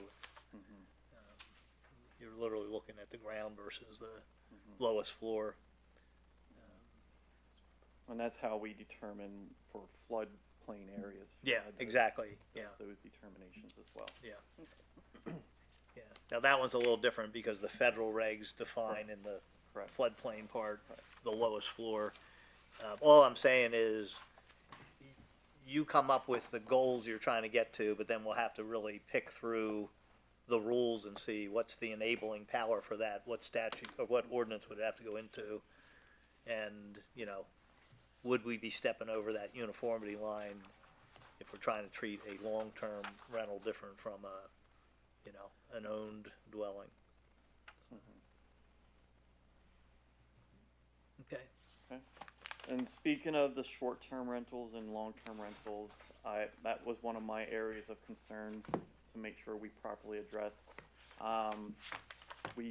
Council was, under my understanding, looking to maybe focus the short terms on C1, C2 zoning districts, which totally works. However, the inspections of those, are there opportunities for landlords to convert their long-term to short-term and we're not inspecting them, they're not part of the process? So the way I see that, we would want to come up with something to make sure that short-term rentals fall under some form of a inspection service as well, to make sure that they are safe even for those few days that those terms. Yeah, so I will tell you what we did last year in Londonderry on that. So there's a zoning piece. The zoning piece only addresses short-term rental. Correct. Here's where you can have short-term rental. Because the law is anywhere you can have a single family or a dwelling unit, you can have it as a rental or you can have it as so we didn't try to regulate in the zoning side, the long-term rental. But then we have the non-zoning regulatory piece. You must buy a license, you must submit to inspections, you must have fire extinguishers, this, and that. You must meet code, allow code inspections for IPMC and the safety stuff, and have, fire escape egress and those things. And there we have a more stringent block for short-term rentals because people are more transient. Still pretty stringent long-term rental because it's a bit, are they safe outlets, all that kind of stuff. But if you're a landlord, you can shift back and forth between short-term and long-term, but you must buy a license for short-term and also one for long-term if you're going to be switching back and forth. And you buy them by unit. So if I have a 4-unit property, I got to buy 4, each individual dwelling unit that I'm renting out. I have to have a license for. Now you can have them be fairly cheap licenses, but you're accounting for, I know how many units, how many we're inspecting, you know, and then the other piece of it usually turns into realistically, what's the number of years cycle of, you know, depends on how many rentals you have. So if you have hardly any rentals, it could be every year, every 2 years or something. If you have a lot, you gotta stretch it out, cause it's, you know, pounds the codes off, or even if it's Commonwealth code, just expense wise, you usually stretch it out to, you know, several years unless there's a violation. If there's violations, then you usually come in and Yeah, and I believe the have like a consensus compliance for that project. would be a 4-year span unless. Yeah, I was gonna there's say 4 violations. years, I think, realistically, if you've looked at all the You're in compliance for electric and that, long. you know, all the basic stuff and it's safe, probably within 4 years, it's still pretty good, or the tenants are gonna complain or, Correct. you know. Yep. Any questions with anything that I mean, there is a lot, and I didn't really wanna go through every fine detail, but if there are questions with anything, feel free to reach out to me, but we are progressing, and we're still making changes and edits, nothing's set in stone, but I think I'm getting a better grasp and handle and understanding of it as we keep moving along, so. Okay? Thank you. Yeah, thank you.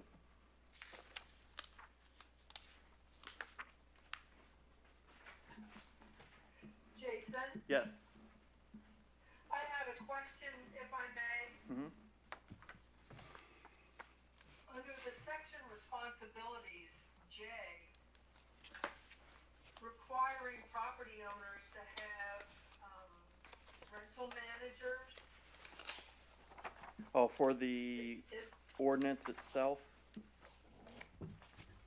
Yes, I haven't looked at the ordinance, Yeah, whatever that is, I mean, yeah, when it gets to the point I of, don't think I gave council an updated ordinance on that. I'm still working on those. okay. But yes, which which was, what are you looking at? 50-mile radius? 20. The 20. Okay. Right now I had, and that'll be in my next workshop, but I have it to be 50 miles currently. So I changed that. 20 was the prior two ordinances I had used, and since they had the same, I kind of followed suit with I've their never seen one that far away, so, 450.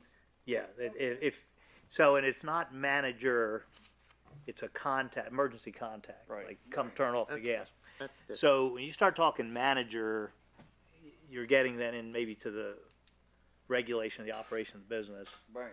and realize, property managers are licensees of the, you know, you have to be a real estate licensee. Right. I can't say I've ever seen one where you had a property quote unquote if you mean it for the real term. What these are about are trying to avoid absentee landlord. If you're 50 miles away, you might as well be 500 miles away for that purpose. If it's really, we need somebody, you know, nobody's at the place, the pipe must have froze and water's bursting outside out the wall, and I've already had that happen at a client's Or apartment building. somebody's inside. Yeah, it's really, do you have somebody relatively close that it's emergency contact is a concept, but you know, I can't say that some old ordinances may not have said the word manager or something, but that's not normally the intent, it's a, But for purposes of a rental inspection, it wouldn't necessarily have to be an emergency. It could just be, we need somebody to follow up on a violation. oh yeah, it could be Right? anything, yeah, it could be, but it really, the concept is, don't give us a P.O. box and no contact, we can't find, you know, Right. there's nobody around that we can talk to, but the reason you see, I don't think I've ever seen one more than 25, I mean, you don't have to have it at all, so these are all, you know, you gotta stop and think, why do I have the rule? Does it make sense? Now, somebody can always challenge this is crazy, unreasonable, whatever, but, you know, I can't say I've ever seen anybody challenge 20, 25. So it isn't so much the mileage, it's the terminology of who has to be. Yeah, but I am saying, when I'm hearing 50 miles, it sort of doesn't fit with the where are you going, why are you having a rule at all if it's 50 miles, I guess is the question. Because now you might just have a rule of, we must have a real physical address, and it could be Texas or whatever, a real telephone number. But if the concept is, we may need somebody to come here to unlock, so we may need, that's really and it really is to, and I guess you could come up with theories to challenge it. Maybe it's an interstate commerce clause issue that, who knows? But I haven't seen that be a source of contention. But it's, like I said, if it's 50, it's almost, because now you're drawing a 100, mile radius circle, and nobody's coming to turn off the electric or gas or something. Yeah, in some of the rental ordinances, the owner or an agent is to be present at the inspection. Yeah, so that agent is a term that, you're just saying, a representative, and it's someone that, the other thing you have to be careful about in these inspections, and I think you and I have talked about this, and this is that, why, like, we have to have, in the non-licensed world, we have to have warrants and all that kind of stuff. So we have to be careful that the person letting us in has the authority to do so. Generally, it's the tenant. So we always have to be on guard. The city of Reading got sued for millions of dollars because they were letting the landlord let them in to tenants' dwellings and not having permission from the tenant. The landlord doesn't normally have the power except in between, rental period where there's, nobody's in there. But if it's really a tenant that has that constitutional right to the protection of their house. So. Yeah, and in this ordinance, to prevent a tenant from denying inspections, they're required to allow inspections when they're scheduled. So that might be something that we want to discuss a little further down the road here, and how do we make sure a tenant just does not deny inspections from occurring? Yeah, so one of the things I've done in some places is we try to require, and this is a little aggressive, but you're literally requiring your lease must include these things. Now, it's not appropriate to go as far as to say we must approve your lease. We shouldn't get into all the leasing details, but it's not inappropriate to say, if you're going to have this kind of license in our town, you must include a paragraph that says, with 72 hours notice from the codes department of Middletown, blah, blah, blah, you'll reasonably cooperate. If not, you're violating the lease, then we can lean on the landlord. Right. So. Right. Yep. Yeah, I think I have stuff like that in there. So. Okay.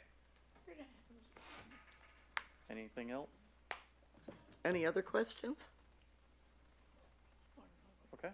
All right. Thanks, Jason. Yep, thank you. Item number 8, electric. I'll take that. Greg had to leave, so we have a bunch of informational items on there and one action item. The action item does not have the attachment here with the report, so not sure whether Greg intended to try to get the approval tonight or next business meeting. So at this point, I think we'll just put it on the agenda for our next business meeting and try to get you that information prior to the business meeting. This is the inspection for the substation. This has to do with the inspection of the we call the site, some of the site work, and some of the possibly contaminated soil that they found. The contract that we let for the electrical inspection of the build of the electrical part didn't include the site stuff, and it was something that was missed in the whole process of putting it together by the engineer. So Greg has this money for this in his budget, engineering budget, that he can pay for it. I just don't have the amount to get to you or the details to talk about, but based on what we had and the fact that he had to leave, I just asked that we put it on the agenda for the business meeting. Okay. And I'll get this stuff tomorrow, send it around, and, we can talk about it before we vote on it, at the next meeting.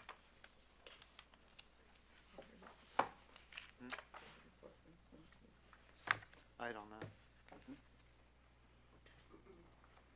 So that's all I have as far as the, electric, unless anybody has a question, anything you see there, I'll see how I can help with answering it.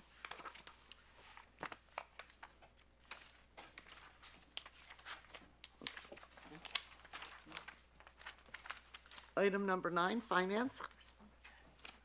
Hello, everyone. Hello. There are 2 items that I wanted to bring your attention to on my report, and I'm going to start with the last one, which is we had an issue with a customer that came in that was very agitated, pounding on the glass and pounding his fist on the counter. So Carol came and got me, and I couldn't even calm him down, but he left. But after the situation happened, I thought that was really dumb. We should have been on the phone with Dan immediately to have an officer come down and de-escalate. So in light of that, occasionally we have customers who are angry. I can usually de-escalate them and have a conversation with them. But there are going to be those that I cannot, and there's literally nothing between Carol and her customer that is a safety block for her. It's plexiglass and a little metal, I think, desk thing in front of her.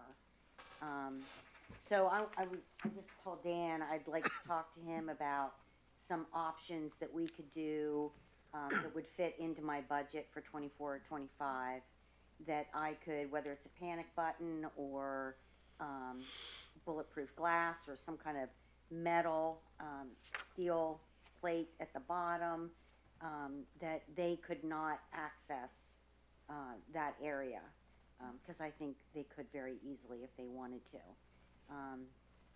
It kind of shook Carol up pretty badly. She was kind of nervous. The language is very aggressive and threatening. Yes. And that with banging very hardly on that plexiglass like you wanted to get through was So it was not a good situation. So, immediately, if someone's aggressive, they typically get me anyway. But I said, if it's at a level that's aggressive, you need to immediately say, could you hold for a moment and call Dan. Move away from the area and just call Dan. And they would, an officer can de-escalate it quite quickly. When did that occur, Sally? Oh geez, a week ago. Probably a week or 2 ago. And is Carol all right? Yeah, she's fine. Okay. It was just, I think, jarring. Like she didn't know what to do. Mm-hmm. Yeah, years ago, here comes the old guy again. But there used to be, when we had a comm center, and Rich remembers we had a comm center here, and the police station was here. We had buzzers downstairs in the finance department. Of course, we took cash then too. And there was even a buzzer in the borough manager's office for threatening people who would come in the building. You could hit it and it would alert them right away. So now we don't. Our department is more remote. We need better barriers, I think, than what we have now. Plus, maybe some type of panic button that we could look into that maybe goes right to the police station that they know it's coming from here. Yeah. Yeah. So I'll report back on that maybe in December after I explore some things. The second thing I wanted to talk to you about is an update on tax collection and the tax collector. We did have a gentleman who put in a letter of interest. He has withdrawn that letter. So we are back to square one with a tax collector being appointed or elected. I did, have numerous conversations with Dauphin County. Jim and I were on a phone call with them as well today. So what that would do is they will take over the collection of real estate tax in light that we have a vacancy. And it's critical that we get there quickly, so that they can approve it on their end. Bills are printed in 2025 with their address, not our address or Pam's address, so that they can actually do the collections for us for at least next year.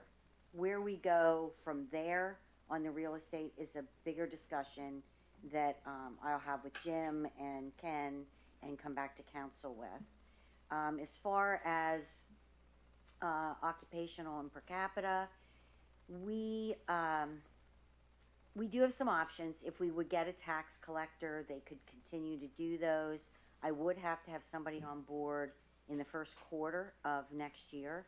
We do have an advertisement out. We really haven't had too many bites on that position. The other alternative is a third-party collector. And again, I will come back to you when I know a little bit more about that and where I think we're standing at the end of this year in getting a tax collector.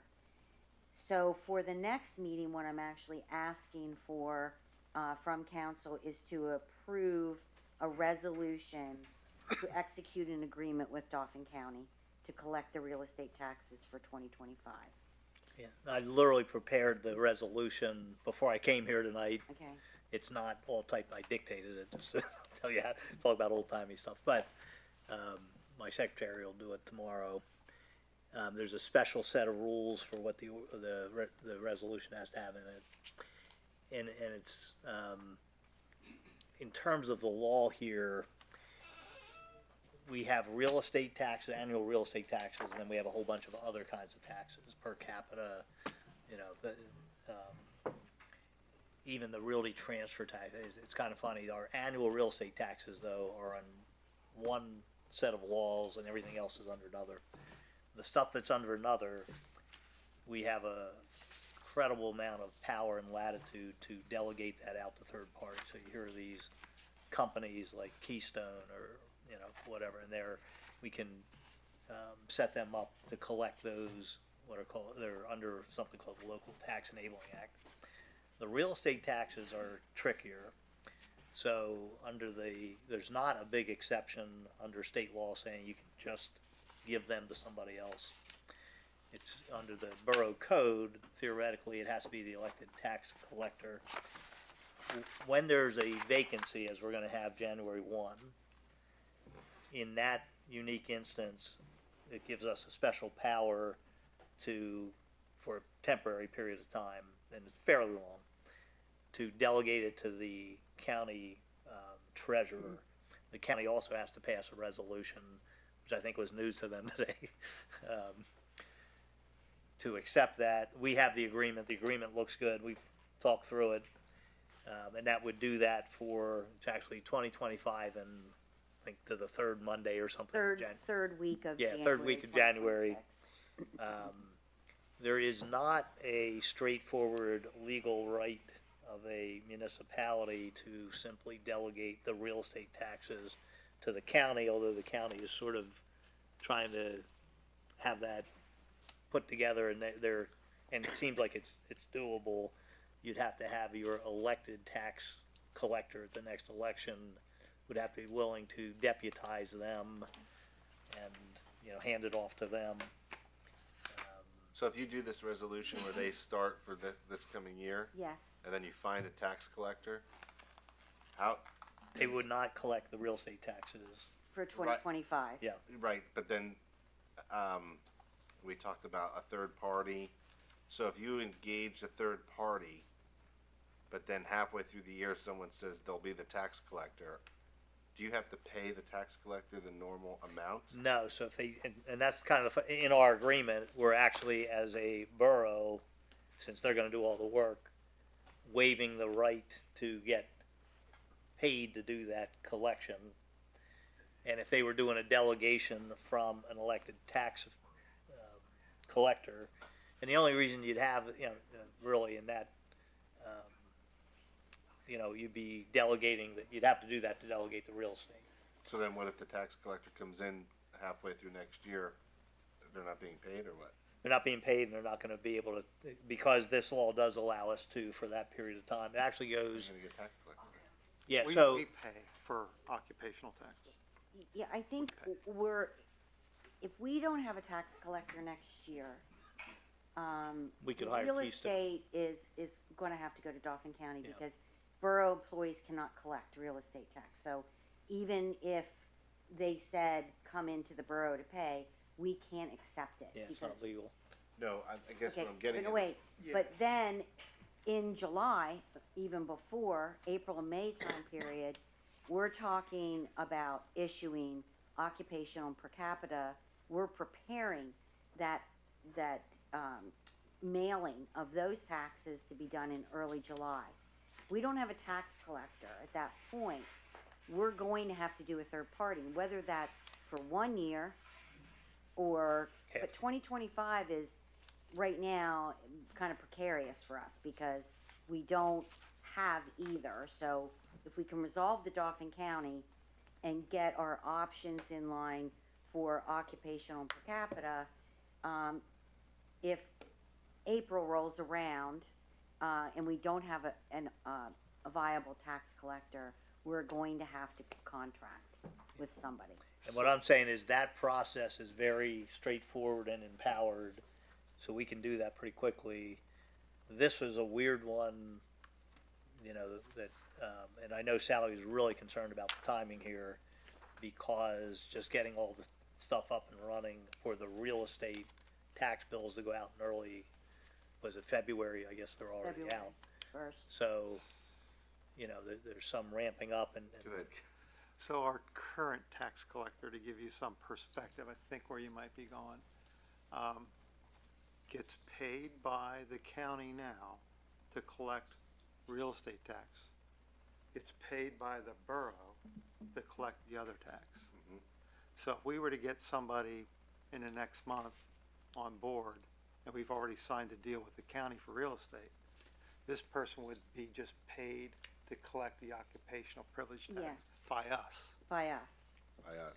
How much does the tax collector get I paid? wanna say 20-ish round numbers for both, Total, but, for yeah, both. I can't remember, one was like 13 yeah. from us, and she got paid $1.85 per bill, plus a stipend of some sort from the county for real estate. So net, it's about anywhere between 18 and 20,000 to do all the collections. And it's a here's the fair thing, amount of Jim, work, is as I understood from Sally, it's this not, agreement with Dauphin County is for 2025 only, and if a tax collector, if we do get a tax collector on board, and they choose that they want to collect the real estate, they can do that. I don't have a problem with that. I was trying to simplify things by pushing that to Dauphin County because they do it for a lot of other municipalities. So, and they're moving that direction. From everything I'm hearing, they're kind of moving to that direction because for them, I think it's less confusion, less people, they've got a tighter control, they've got all the mechanisms to weed out any issues with real estate tax. And so that's just my perception. That doesn't mean that they're actually doing it. But either way, it does. Once 2025 is out and billed, we can always talk about 2026. Right. It's not in stone. one of the other odd things that is out there in Pennsylvania law, not used too often, you can set up what's called a joint tax district with, like, say, Royalton or whatever, and have one of, now the actual voting for that tax collector would be voted on by both municipalities for the person, but you could join in with multiple, you know, and you actually have to set up a joint tax district. I don't know that I've ever Yeah, seen it. Well, and I think that Lancaster Tax Collection Bureau and Middletown Tax Collection Bureau, I don't know when, I think it was 1960s perhaps, maybe 80s, I'm not sure. But Royalton, Londonderry, Lower Swatara, and one other municipality actually did make an agreement to do this joint Yeah. collection. So that's an option too. I don't know who we would go in with, but Yeah, now that was for one of the taxes under the Local Tax Enabling Act, so Right. that's looser. mhm. And that That would be brings for up, yeah, we occupational also hazard. found through this process, we have a very obsolete thing hidden in one of our ordinances we have to update Yeah. that says that we've delegated out some of those local taxes to the Lancaster County Tax Bureau, We haven't. trading business as the Middletown Tax Bureau, which, you know, Yeah. doesn't even exist anymore. Which will be a next step for us also, is to kind of clear up that ordinance and kind of Yeah, we'll either put clean in it the, up. whoever the current one is, or just say, you know, as set by resolution or something like that. So I would like that on the next business meeting for a vote for the resolution, which will allow us to sign the Dauphin County. Yeah, like I said, I already prepared, I'll have to clean it up once it comes back from dictation, but it should be ready to go on our end. And then I did tell the county, cause I guess they hadn't read the law to realize they have to have a resolution. I said, we'll feed them, we'll just take ours and put, you know, county commissioners in, you know. Say you might wanna use this form for your approval of the same agreement. Now, John may not have known that, but I think Victoria knew that. Maybe so. So maybe the commissioners have been approving. They clearly have a bunch of agreements with several municipalities. Anybody have any questions? Any questions?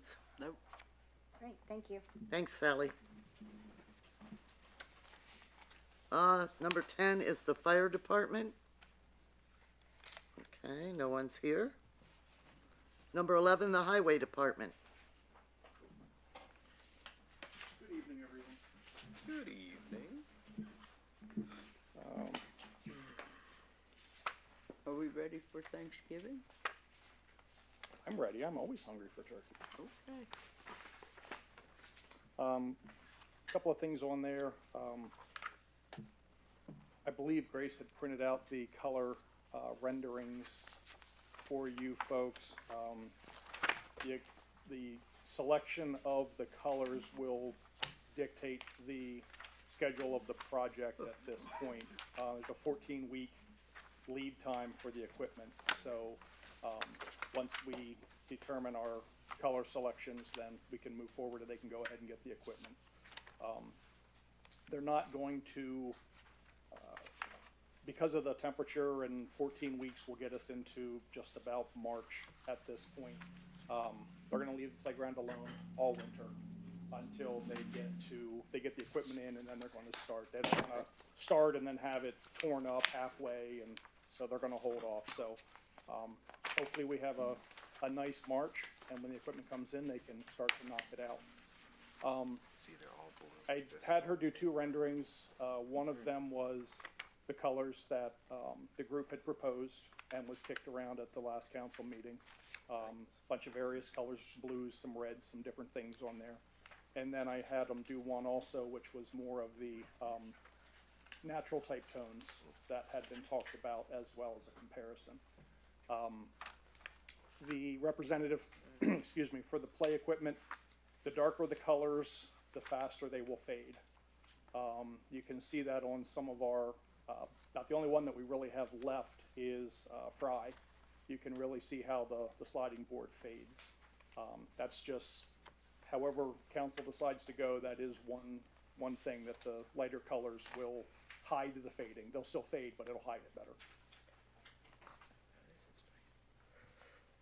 So this one won't fade as fast? The darker, any darker color will fade. It's kind of like paint on anything. Like if you would go with I'll just say a generic sand color, beige or something like that, it'll fade, but you won't notice it because it's already a lighter color. This one won't fade as fast? Yes. Okay. The sun is terrible on all this plastic play equipment. It really is. Now, go back to steel. Kids They still sell. Yeah, there you go. City of Philadelphia is their largest customer of steel play equipment. You know, it's they'll still be a good lifespan. It's not like it's going to fade and look terrible within, 3 years. But it will be more noticeable faster than lighter colors. It's a little sticky in the sun. Wax paper. We were excited when we can get one sheet of wax paper as a kid. So, I'm open to, if council and mayor want any different renderings, or if we wanna move ahead with what had been drawn up or colored up for us. That is going to be the whole project timing is based on these colors at this point.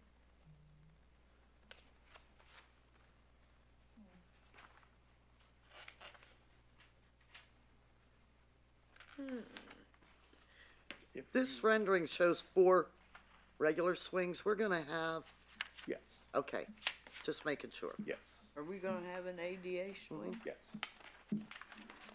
Yeah, 2 of them, there'll be 2 regular swings, and then there'll be an ADA swing, and then I believe there'll be like a kid's Okay. sized swing.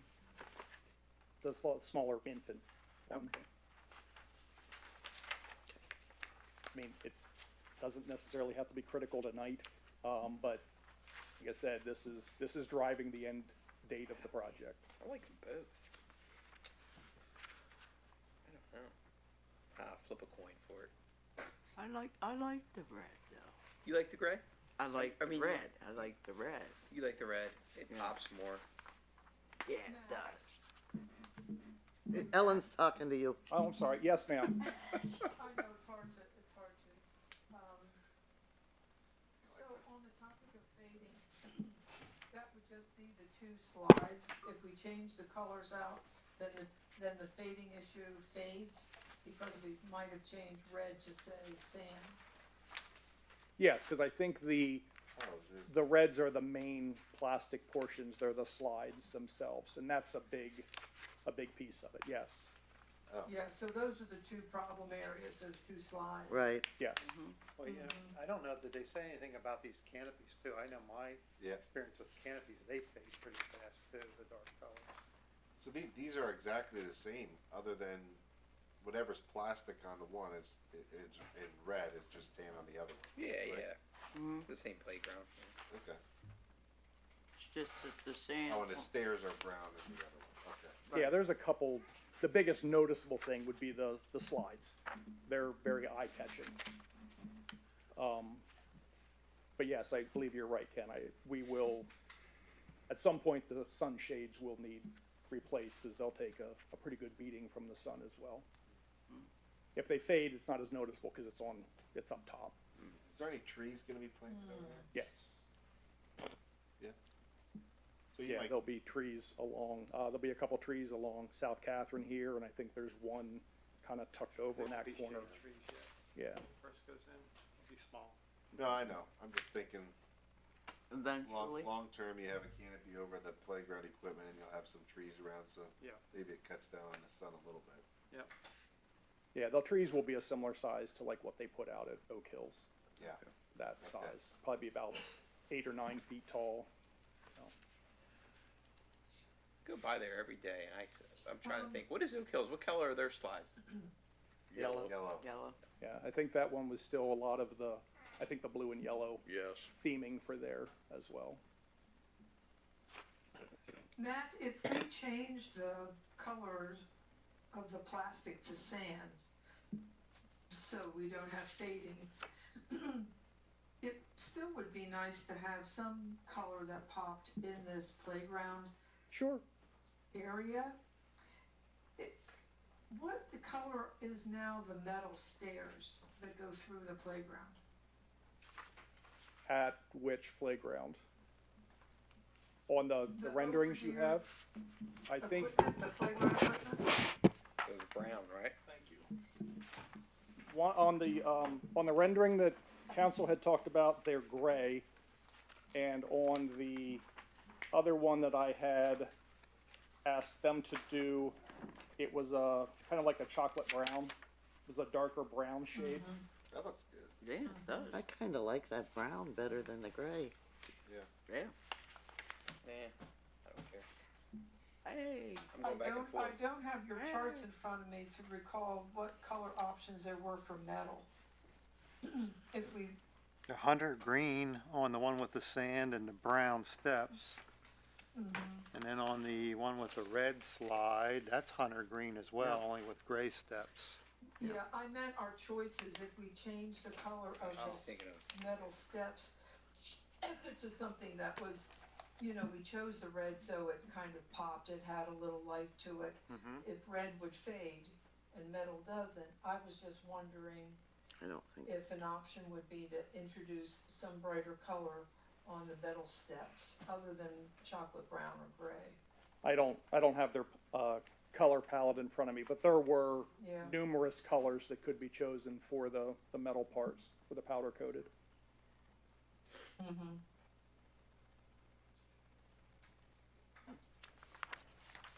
Like I said, want to digest it. This is the first really you've seen them. We've only had them for, you know, a few days now. It's Right. how you folks want to, if you want me to have them do something with, I mean, she'll do another rendering or two for us. It's not out of the question. Do you recall, Matt, if there's any color in the palette that was gold, not yellow? Yeah. I don't think so. Yeah, I don't remember that. I don't think there was a gold. If there is no gold, then. what were we thinking that for? Well, I thought, you know, you did the blue and gold thing is not Middletown's colors, that's the school district. Our colors are green and gold, so Yeah. I thought, well, that could look cool there, but if that's not an option, then that's fine. I'm sorry. Yeah, I forget, I wish I had the palette in front of me, I just don't right now. Yeah, I can That scan would be it. my only thought. It doesn't have to be so, you know, so neutral, it is like camouflaged, it's not like a tree stand, it's a playground. Understand. I can scan the, Yeah. I can scan the color palette and get it out to all of you. Grace can help me scan the color palette and get it out to you, and you guys can take a look Thank at you. it. If you want to, we can do that, I'm sure, tomorrow. And then if we want to set, do you want to get back to me by maybe the end of the week or sometime next week, so it'll give them a week or two to do the renderings? Then we would possibly have them for the December business meeting. okay. Yeah. Okay. How about if we do that? That's great. We can get the color palette out to you, and then you have these two renderings with some variables. You can probably kind of picture how they'll look. Yep. Okay, excellent. Thank you. You're very welcome. Got some paving projects done here this fall. We paved Shelter 3 to eliminate the uneven surfaces there and get rid of the stones that people love to pile up on top of the picnic tables all the time. We're well into our leaf pickup. We are approximately halfway through the leaf pickup, and so far everything is going well.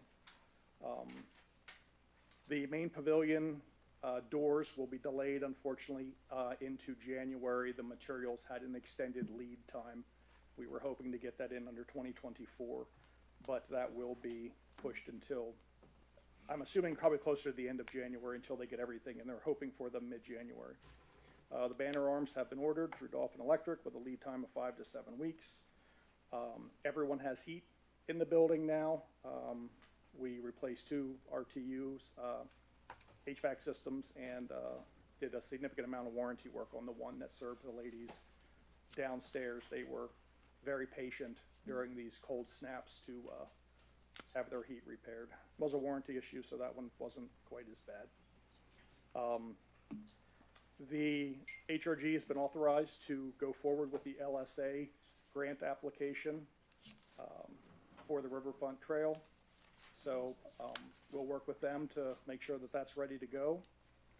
I did provide information on the asset management work order program through Brightly. I had a call with them today. They are not CoStars, they are Sourcewell. So it looks like our purchasing policy dictates that we have to follow the normal bidding procedures for Pennsylvania. or utilize CoStars. It doesn't say any other bid things that are out there. Have you ever, any of your municipalities use Sourcewell, Jim? Just had a mess with Sourcewell today for many hours. They're from Minnesota. We're trying to straighten out some very screwed up contract drafts that came in. Okay. One of the municipalities. I don't know that that's indicative of all Sourcewell stuff, but on this one, it was horrendous what they sent as a contract package. Okay. So to me, the jury's still out on them. Okay. We'll see, but yeah, right now I'm deep into the middle of Sourcewell and Okay.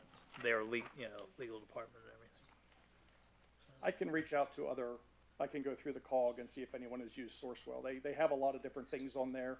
I know some have, and I know some may have had shaky contracts and, they just went Okay. through, so. We surely don't want to get into that mess. Yeah, I was gonna say, it'd be worth though, getting as much feedback as you can. I'd be interested if, I know of a couple places where they've used Sourcewell. Okay.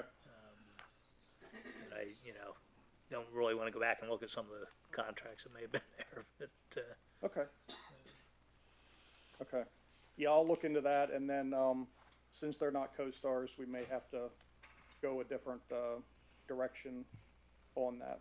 yeah, and I think Sourcewell itself is okay, but then they have a layer below them, like Blue Source, and there's a lot of, you think you're dealing with, well, I won't get into all the details, but Okay.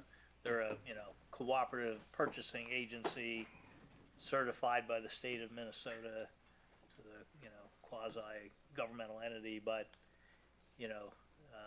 they then now branched out more nationally, and under Pennsylvania statute, you can do that, but then you gotta be very careful that they're then following all of the other pieces from prevailing wage to procurement, all that stuff. And it, we'll see how well they handle it in the long run, but.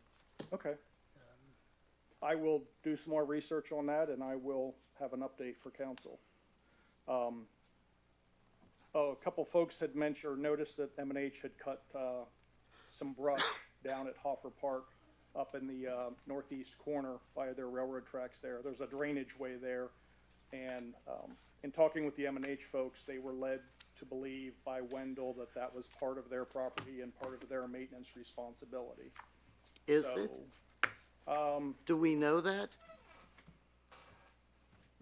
Their right-of-way does creep over in there. I don't know how much of it is theirs versus ours. I'd really have to go out and do a lot of measuring.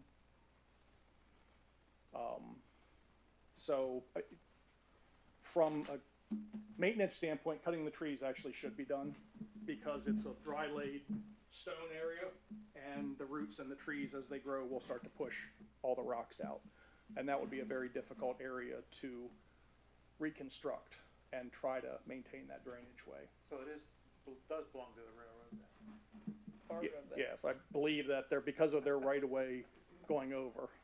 Are you saying part of it or all of it? That's what we wanted to belong to them. I'll take a look at it farther and see, but they're cut for now. Yeah. I saw that, they cut it, they didn't let us know. I had staff remove everything that they had cut and left laying in there because I had a concern it was going to potentially clog our downstream piping. And since it was a big open area now, I had asked staff to install the split rail fence because I had concern that someone not familiar with the area could go traipsing through there, especially at night, and end up down in the drainage way. So that's how we've gotten to where we are with that out there. I can confirm, and I'll try to see what right-of-way maps M&H has. They pretty much had most of the canal right-of-way, is seemingly how that got converted to them, and that area was pretty much right in where the canal was originally. Depending on who owns what, I'd like to see some like arborvitae or Yeah, something planted We around there. plant something there to block that? There's gonna have to be access to it. I mean, at some point, someone's gonna have to get in there and do maintenance work on the pipes and or, just clean materials out of that area. So I'd be hesitant to completely enclose it with shrubs or things like that that aren't, they would need to. Clearly, they don't work on it too much. So, I mean, there are trees growing out of that wall that were this big around. So, I don't know. I think we should figure out who owns it. And then- Yeah, I think and then- too. Okay.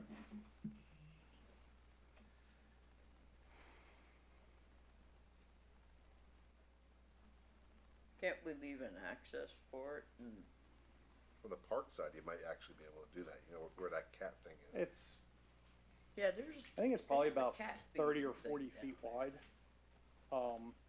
So I mean, if, yeah, we'll see what, I'll determine the ownership and work with them on that. They hopefully will have Okay. a lot of their records are from the 1800s. They have some really old records on their things.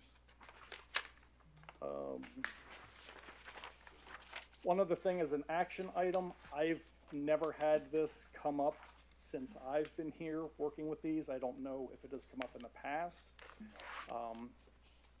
A property owner at 301 North Union Street would like to have gas run to that property. And both North Union, it's on the corner of North Union and Westwater. And both of those streets have recently been repaved. So our ordinance reads that there's a 5-year moratorium, or they can come before council. They pay about double the permit fees, and council can authorize their opening up of the street to install the gas service to the property. I've never, has it, you know? That happened downtown with the, Mm-hmm. Yeah, at Bunky's. Yeah, and Yep. that was great. How much does it cost, Ken? $500 fee. Yes. And council has to approve it. And then they would have to restore a certain, whatever your specs are for restoring trenches. Yeah, the only, it's the Union and same, water? It's at Union and Water. Yeah, the corner right there. Yeah. What's That's that? one that The t-shirt UGI shop. repaved not too long ago Yes. when they went up through there. What's About that? 2 years ago. yeah, 2 years ago. It's the embroidery place. Oh, really? It's, I believe they're a tenant, they don't own the building. So, That's Jared Knob's building.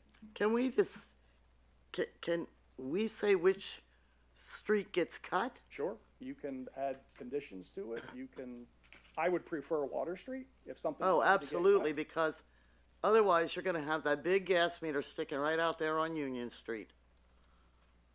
Yeah, I mean, if this is the direction, I mean, yeah, I would prefer it be on water. The restoration conditions are the same, as Ken noted, they have to go through the same restoration. The only thing that basically is different with this is the borough is allowing them to dig up a newly resurfaced. Water is the one that's newly resurfaced. Both are, No, you, both have been done, Oh. yes. Oh, both of them. Union and- really? That's Mhm. right, they both were. One Yeah, was done by, UGI did it when they dug up all those UGI did both. trenches. They had enough services going across Union, they did both, yes. They didn't put a stub in there when they went up through there. Yeah, I don't know, And then we approve this next time? yes, Put it on the agenda for next time, okay. yeah. Do you know, Jim, is there some time limit on approving something like that? I believe our ordinance is silent on it. I don't think we have a, Yeah, I don't think so. I mean, I'm Okay. gonna look to see what we have, but, okay, you know, we don't have to prove anything on it, but, correct. You may just say no, and they Yeah. have to wait the 3 years until the 5-year period is over. That Yeah. is also, I mean, once you start chopping up streets, That's ridiculous. yeah, it gets ugly fast. yes.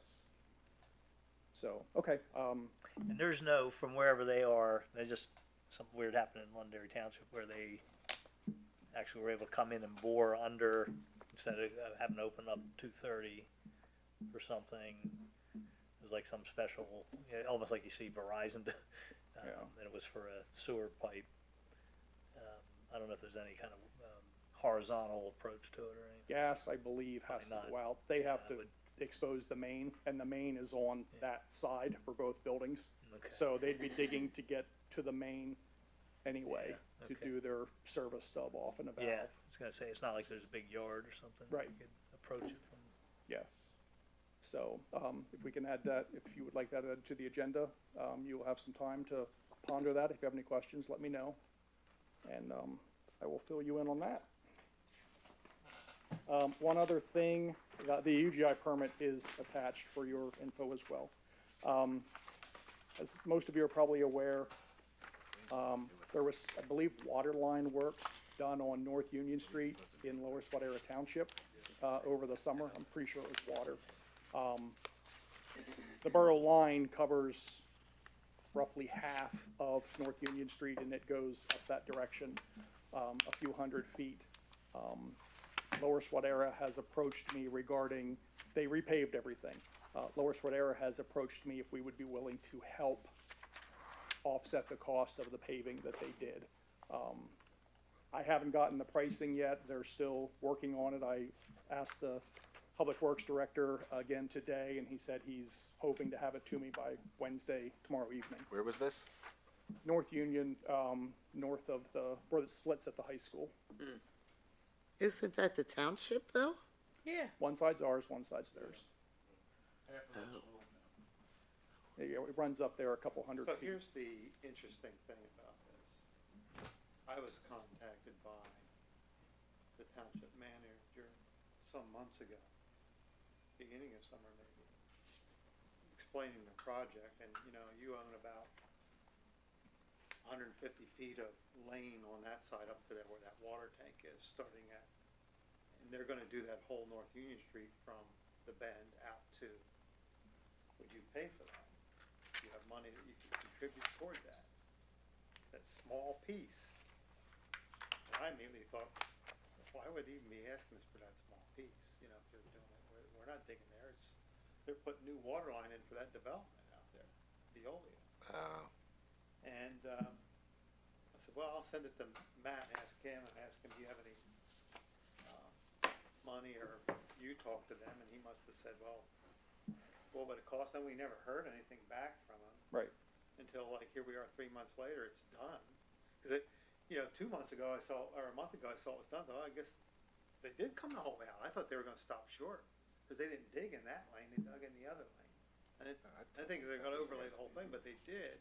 I thought, oh, well, you know, we got a bonus, but now they're asking for us to pay for it. I think, well, why wouldn't you get that confirmed from us before you ever did it? Yeah, let me disclose, you know, we Yeah, I know. represent Lower Stair Township. I don't know anything about this until right Yeah, now I that I'm would- hearing, but I wouldn't pay anything. You cut up a street because you're putting in a development so you get greater tax dollars, deal with it. That's how I feel. Cut up our street to benefit yourself. Yeah, that's what I was thinking. Well, they didn't even cut up that street, they just made the overlay to make it look nice, I Yes. think. Yeah, 'cause I believe, I don't care They if cut up their lane. yeah, I believe they went up the west side of the roadway. Yeah, well, Union Street is paved over both sides. Yes, And but then on 441, it's paved on the one side. I'll be happy to forward whatever I get from them. If their individual was hoping he could get it to me Wednesday evening, I would imagine I'd have something, you know, Thursday. And Okay. I tell him to save his energy. talk to Ken about it, and Don't bother. we can go from there.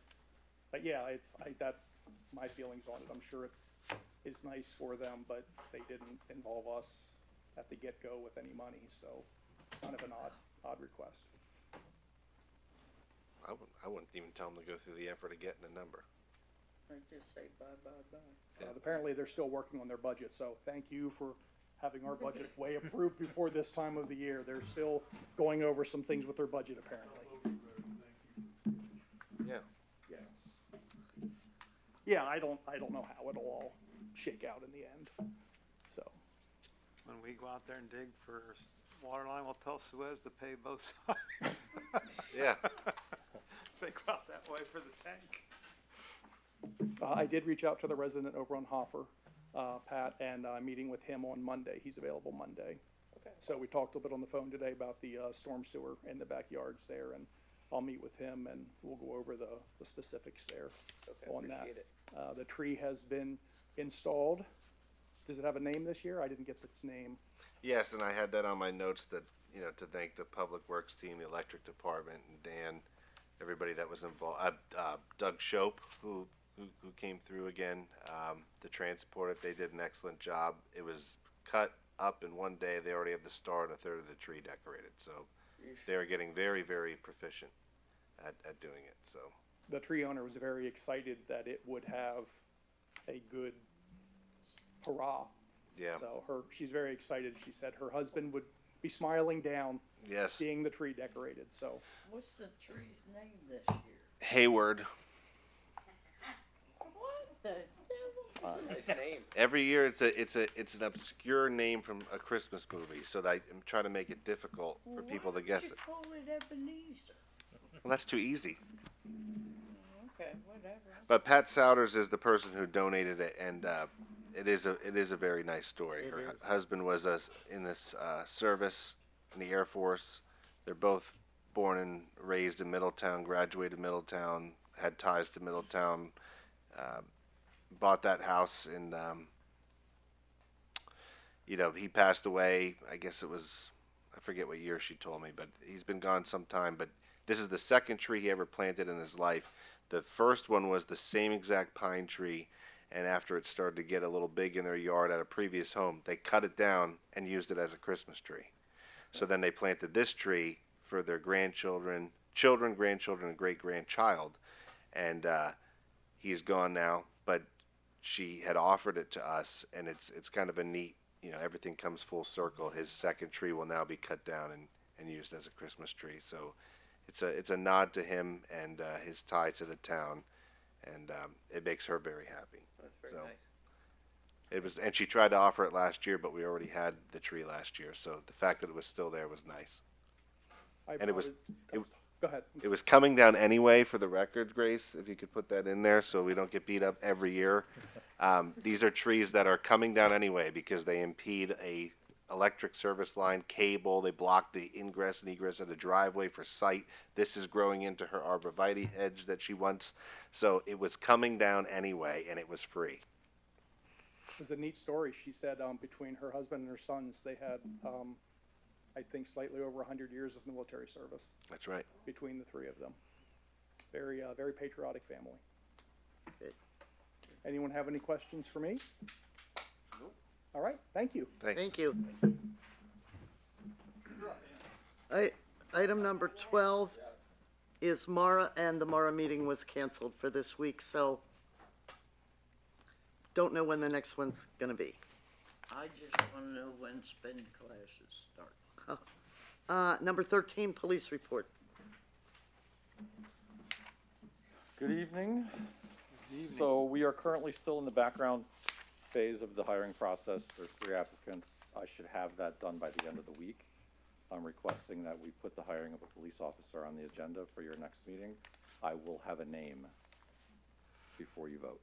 So we'll be done by the end of the week. Sydney and I attended a webinar on new data collection requirements for police self-initiated traffic stops effective in December of 2025. We will be required to collect and report data to CSP on the perceived race and ethnicity of everybody we stop. So it adds a layer of work to us, but we already have the equipment that they're going to utilize, so that's effective next year. We had the Halloween parade and trick or treat. Both went really well, except there was a pretty large fight at the end of trick or treat at Tyne and Maine. We ended up charging 8 juveniles and 1 adult 18-year-old for disorderly conduct for the fight. They were all local within the area, Middletown School District or Bishop McDevitt. Nobody was seriously hurt. And you may have seen in the news there was an incident that started in Mountjoy in Lancaster County and ended in Halifax and Dauphin County. The Middletown Borough Police Department was involved in that pursuit and actively involved at the termination of the pursuit. We had 2 officers that responded to the request from assistance from the state police who were in pursuit of a homicide suspect where he had, I think you saw in the news, he had shot 4 people. It was at 4 in the morning. The entire pursuit was on interstates. The officers did not violate our pursuit policy. They were about 3 cars back when the pursuit ended with the crash of the vehicle. The suspect shot at the police, and police returned fire on the suspect. Our officers did not use deadly force. They were not targets of the suspect shooting. However, they were both involved in the first aid of both occupants of the vehicle.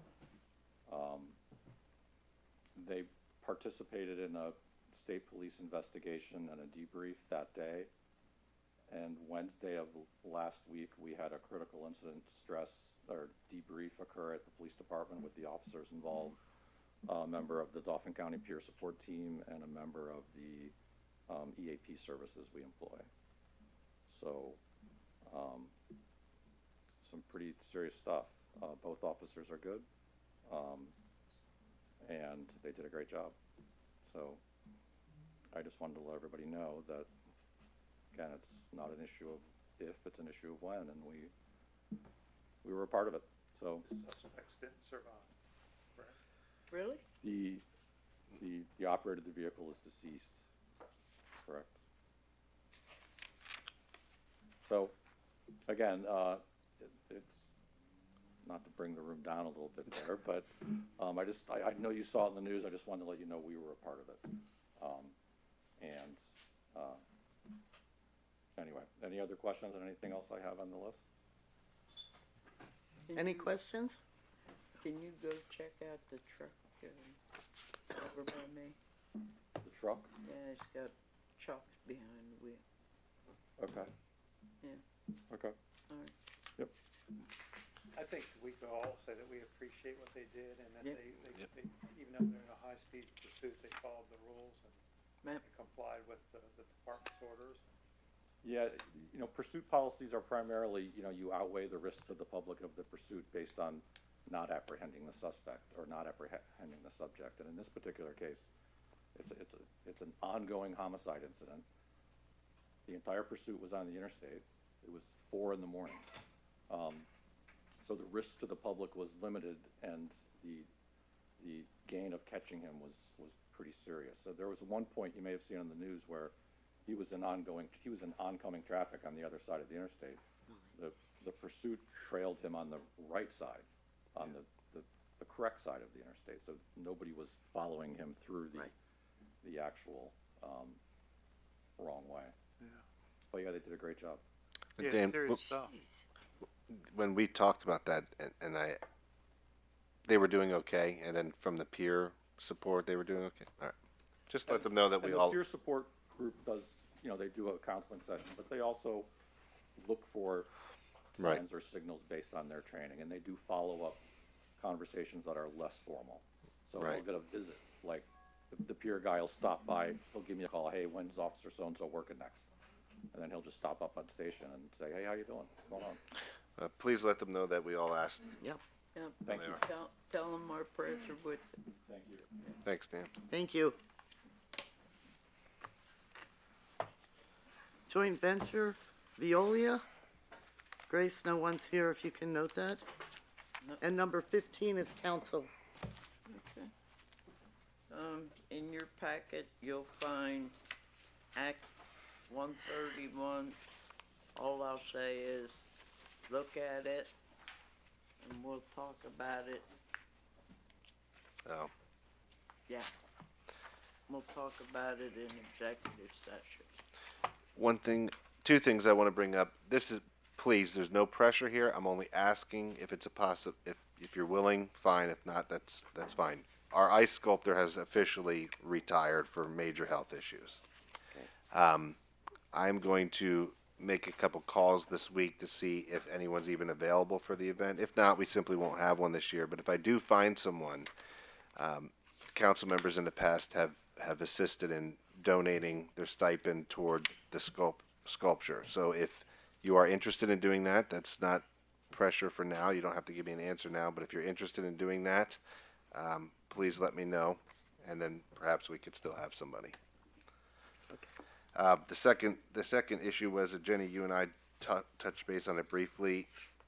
Don't have to get in a long discussion, but similar to the trailer situation, I had several people with regard to those banners saying, they appreciate the push for aesthetic improvements in the town. The trailers will go a long way, but they were complaining about garbage cans and about an ordinance restricting your ability to store 3 garbage cans on the front porch of your house, which, I mean, I do see that. So I don't know if that's something that we want to at least consider thinking about. Go ahead. So currently, there is an ordinance that they are to be stored either in the side or rear area. There are properties, though, that don't have a side or rear area, so that makes it a little challenging for them to store their garbage containers. So if there are particular ones, we can evaluate those and assess those accordingly. Yeah, Jenny brought that up, and I'm wondering if there is a situation where someone doesn't have a side or rear area, can we do something with the ordinance where, fine, if you have to put it somewhere that it's right out in the front of our buildings, that they're required to be in some sort of enclosure. You mean like a corral? Like I have mine in a enclosure so that you don't see them because they look hideous. Is that something that we can consider? We can, I guess we'll have to look at, I'm trying to envision, what kind of physical plants, but, for some, if they have nothing other than our sidewalk right away, have no way to get to the backyard, are you then gonna have a more permanent structure there in the sidewalk? I don't know. I mean, how many of those situations do you really have where somebody has no access? I just don't have I'd have to count that to find that out, but I would say there's a good 10 to 20 off the top of my head that I. Which area are we? I want to go see them. Where are we? There's Ann, a couple on Ann, and a couple on South Union that I'm aware of right off the top of my head. That they don't have any ability to store their cans other than on the porch of their house. Yeah.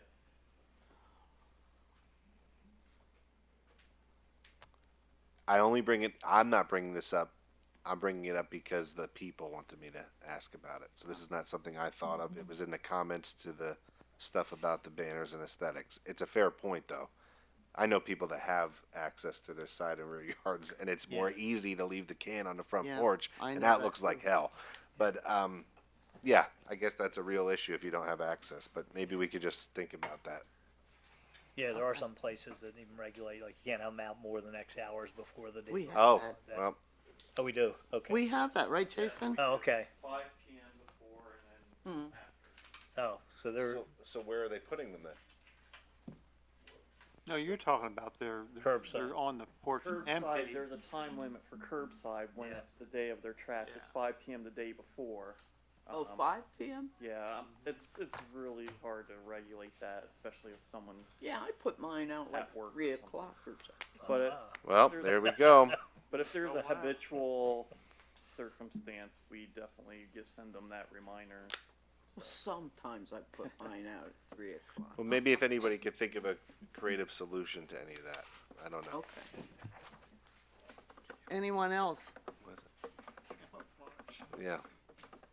Now is the time for general public comment. Thanks.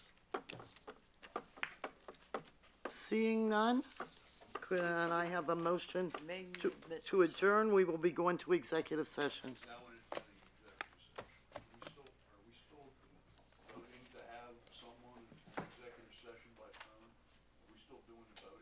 I didn't last time, I just, We should just get rid of that ordinance if we're not going to do Yeah, it. we Either abide by the a resolution or not. I did ask that. I say we make a motion that we do But we away can't with. do it tonight. Oh, we It's not can't. on the agenda. But we can vote to have Ellen attend executive session via phone. Yeah, so I was gonna say, because in my mind at least, this is in that sort of sub-issue area of you're regulating your own procedure, which there's always been when everybody on the body agrees to do it a certain way.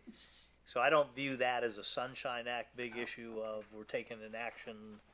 So I think you could always suspend, it's always been, you could suspend your own rules, and that's an internal rule. This isn't like a regulation for the world. so I think you know, It's more like a parliamentary procedure. yes, yeah, so Can it's, we make a motion to suspend that? yeah, Yeah. you could, and I don't think you'd have to amend the agenda. You wanna? I'd like to make a motion, we suspend that rule that we have to. I vote have a motion, do I have a second? Second. I have a motion and a second, is there any discussion? No. Seeing none? Hold it. Jim, how do we get rid of it? So we'll have to go back, if we did a written Resolution. resolution, we should do a written resolution That's to what it was. rescind it, and, It wasn't about, it was about, you have to attend executive session in person. Yeah. It was a resolution for Can, that. Yeah. can we, it's just a resolution then? Mhm. right, yeah, it's not an ordinance, so So- it's, Can we just get rid of the resolution at the next- well, we should do a paper one to do away with the, normally, what I'm saying, you normally suspend the rule, you know, the motion, Right, we're suspending it. Can we yeah. do it at the next business meeting? Alrighty. Then, can we do that, Jim? yeah, if it can, We need to vote. Yes. I have a Oh. motion and a second. Oh, okay. All those in favor? Vote on to let her in? Yes. Get rid of the whole resolution. Get rid of the whole thing. And let her in today. Yeah, Right. yeah, absolutely. Okay. Okay. So, all those in favor? Aye. Opposed? Motion passes. then Oh, the- we didn't adjourn. No, we didn't. Oh, Make a motion, we adjourn. second. Okay. All those in favor? you wanna ask, Aye. are you going, did we say we were going into executive session?